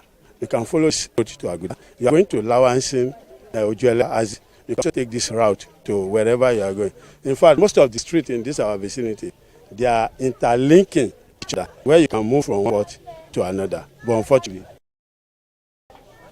first and most, the governor of the state, Governor Sanwo-Olu, is a listening governor, and we've been seeing his antecedents, all he has been doing all over Lagos State, and which it is recommended. We really appreciate. So, the project being a state project, we also want to appeal to him to help us to quickly finish the road so that our people can have relief.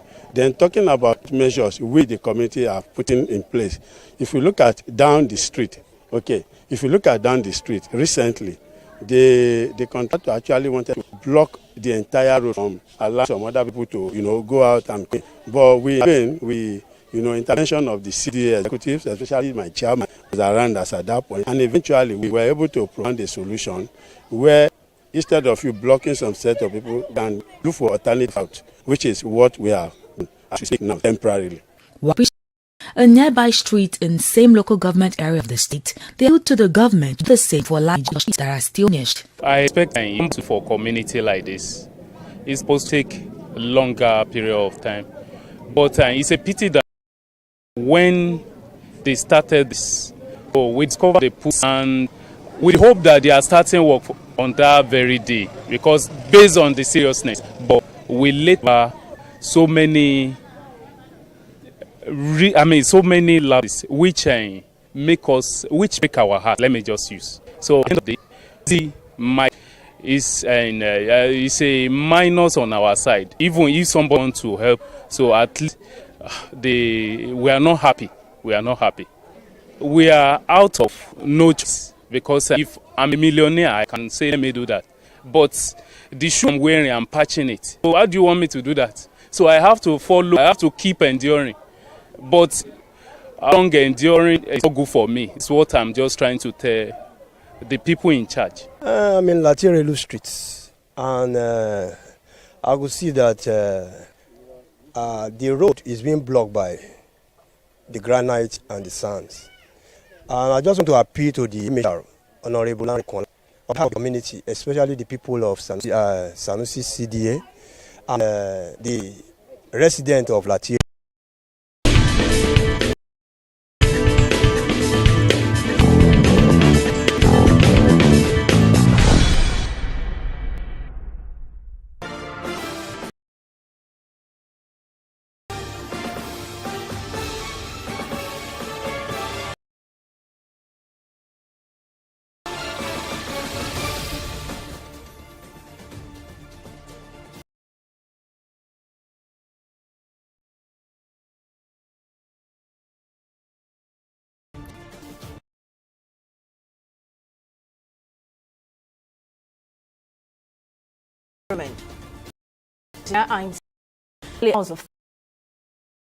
Shake the state police early morning prayers he had working